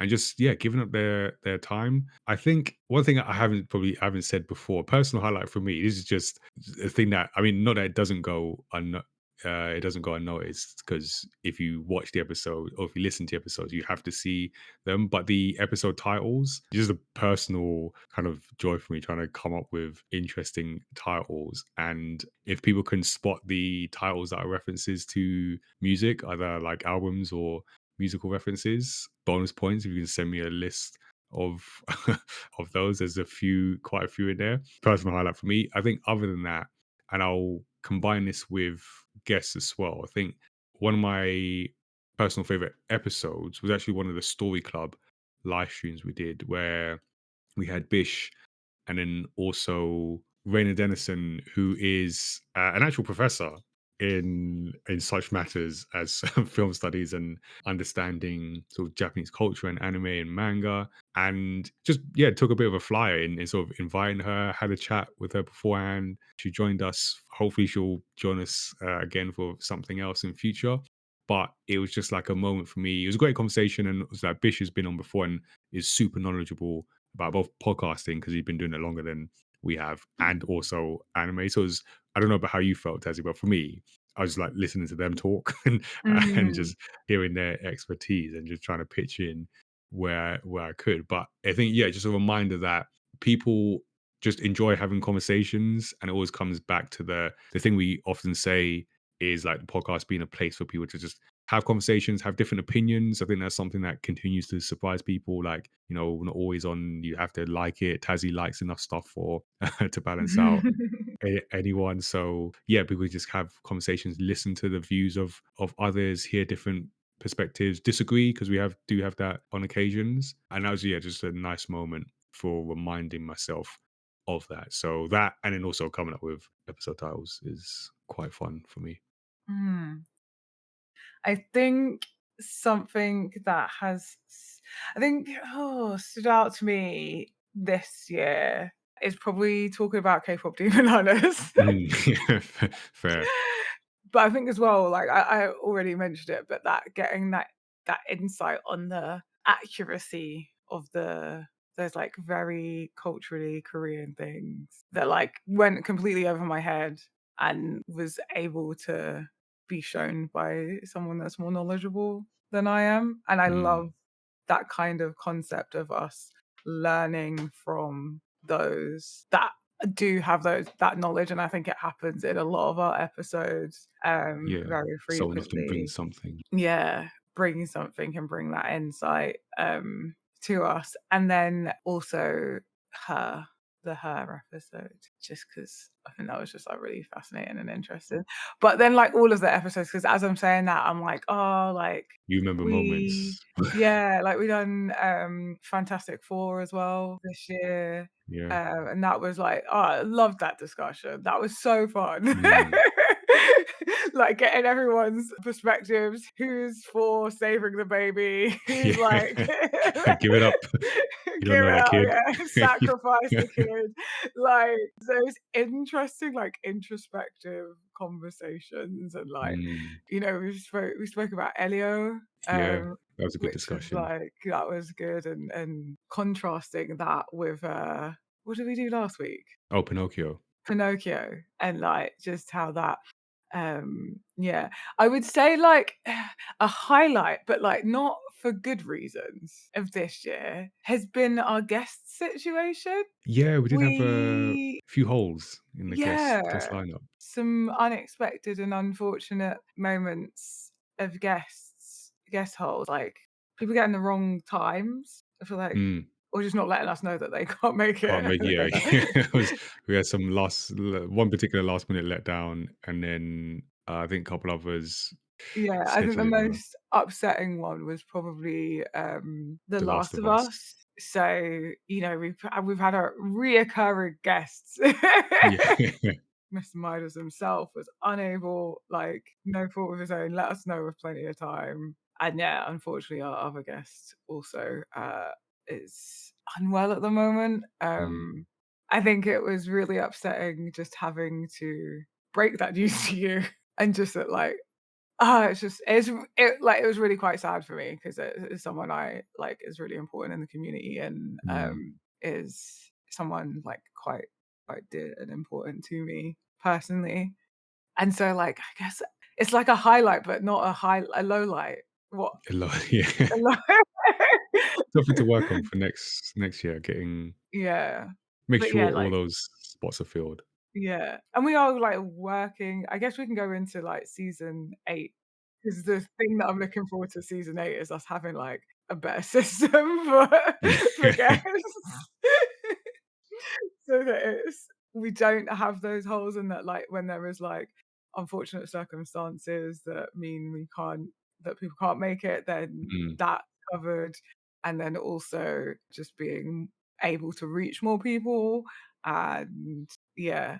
I think that's yeah, same for me. I think just getting yeah, more people obviously not having those not having those holes in the guest spot and being able to like bring in people if needed, maybe make some last minute opportunities more available. But just generally communicating to people the episodes that they can join because there are a lot, and you know that's definitely something we can improve on in terms of like letting people know ahead of time these are episodes that you can join. So we'll be working on that, and then just yeah, broadening the range of guests. I feel we've done well with getting some. You know, we've had some guests. We had the creator of the Nickel and Jay, like Chitra, who's got a whole show on CBBS and a Mhm. whole book series. Like Michael is launching platform Comics It, which we're part of. So I do like high profile guests, but then we've also had people who maybe it's their first podcast discussion. Sometimes it surprises me. I just assume Yeah. people are doing this all the time, but sometimes people don't always get the opportunity. And I feel I do like that as well. I think given that opportunity, because I know for me, actually, a highlight for me is the conversation we had with Fergo and Judy Powell. One, again, because I think they were in the category of don't always get that kind of opportunity. Two, Mm. because they were both at different ends of like life states and professional career. And just the words from Judy, which just still resonate in there, giving that perspective of someone who's a bit further in career and in life and can give that perspective looking back, especially going through because she talked about her cancer diagnosis and the perspective it gave her. It's just a reminder that yeah, is to do the things that are important, make it work. It's not always about the money. Money is important, obviously, and if anyone's out there wants a sponsor, please do. But then it's not the only thing. I think that's important to Mm. remember. And Judy really hit that home for me. So, but all that's to say, next season, season 8, looking forward to having more discussions. So we'll be recording again early February. We'll be recording again. Same breadth of episodes. So, you know, we like to do deep dives, we like to do interviews, we like to do discussions. We are open to people wanting to talk about their favorite things. I know people have done that this year. If there's a particular title, please do reach out. Like I said, we'll be making efforts to signpost better and ahead of time episodes that people can join us on both on socials and in our Discord for those that have been on previous episodes, and just as always just looking to get the podcast out in more places. I feel like over the past few weeks been doing that a bit more and people like talking to people about it. We've had some discussions as we record earlier today about people interested in coming on the podcast to share their views, their expertise. So going back to that idea of just people, I really feel having that space to just talk about things in an open way, in a long form way, and in a way that is respectful to other perspective, other opinions, I think is just so important. And I like to think we do it in a way that's not sensationalized for clicks. Although if you want to send your clicks our way, please do as well. But in a way that's like genuine, and hopefully that resonates as we go into this ever increasing AI world. Is we're real people and we have real conversations. So come and join us, either listening or talking next year. Yeah. And then also I'm looking forward to talking about All You Need Is Kill. That too. No, there is others, but that one's Yeah, on yeah, no doubt. amazing. So there you go. So that brings us to the end of another calendar year, another season of Story X Story. Thank you to everyone who has been listening and watching. Appreciate everyone joining us. Appreciate the feedback that people have given us either online or in one case in person at Comic Con. Really appreciate that. A lot of time for people who make the time to listen to us. Who knew we'd be doing a podcast? I definitely didn't. This wasn't in my plan, but 238 episodes later, here we are still doing this. So thank you to Tazzy as well for we just drafted Tazzy in way back in episode like 3, and Here I am. yeah. So yeah, thank you to you to bring in like the perspective you bring as well, because like different from my perspective. I feel it's a good combination. So it was enjoyed talking with you as well. If you have enjoyed this episode of Story X Story, please do subscribe. We've got more to come. Give us a 5-star rating and review, because that helps us reach new listeners and fans of story discussions. We're story creators. We didn't talk much about our stories, but we do make manga. You can discover our manga universe online. Get the new title, Origins Against All Odds, which is available at myamada.com. Join our Discord and take part in the Do I Look Like a Gamer campaign, which will also be coming back for 2026, all about diversity and inclusion in the video games industry and wider culture. Looklikeagamer.com for that. As for the podcast, hopefully you already know, but if you don't, we release new episodes on Thursdays, and those include creator interviews, video game discussions, and deep dives into stories across pop culture. You can always give us a shout directly. Our email address is studio77@mymatter.com, and our website with links to subscribe is mymatter.com/story x story. So thank you for tuning in for the year. And until next time, until next year, stay safe. And remember, just like your yearly doctor's checkup, we hope this episode has been quick, painless, and with no adverse side effects. Unless you're Tassie. But either way, we'll see you again next year. Take care, everyone.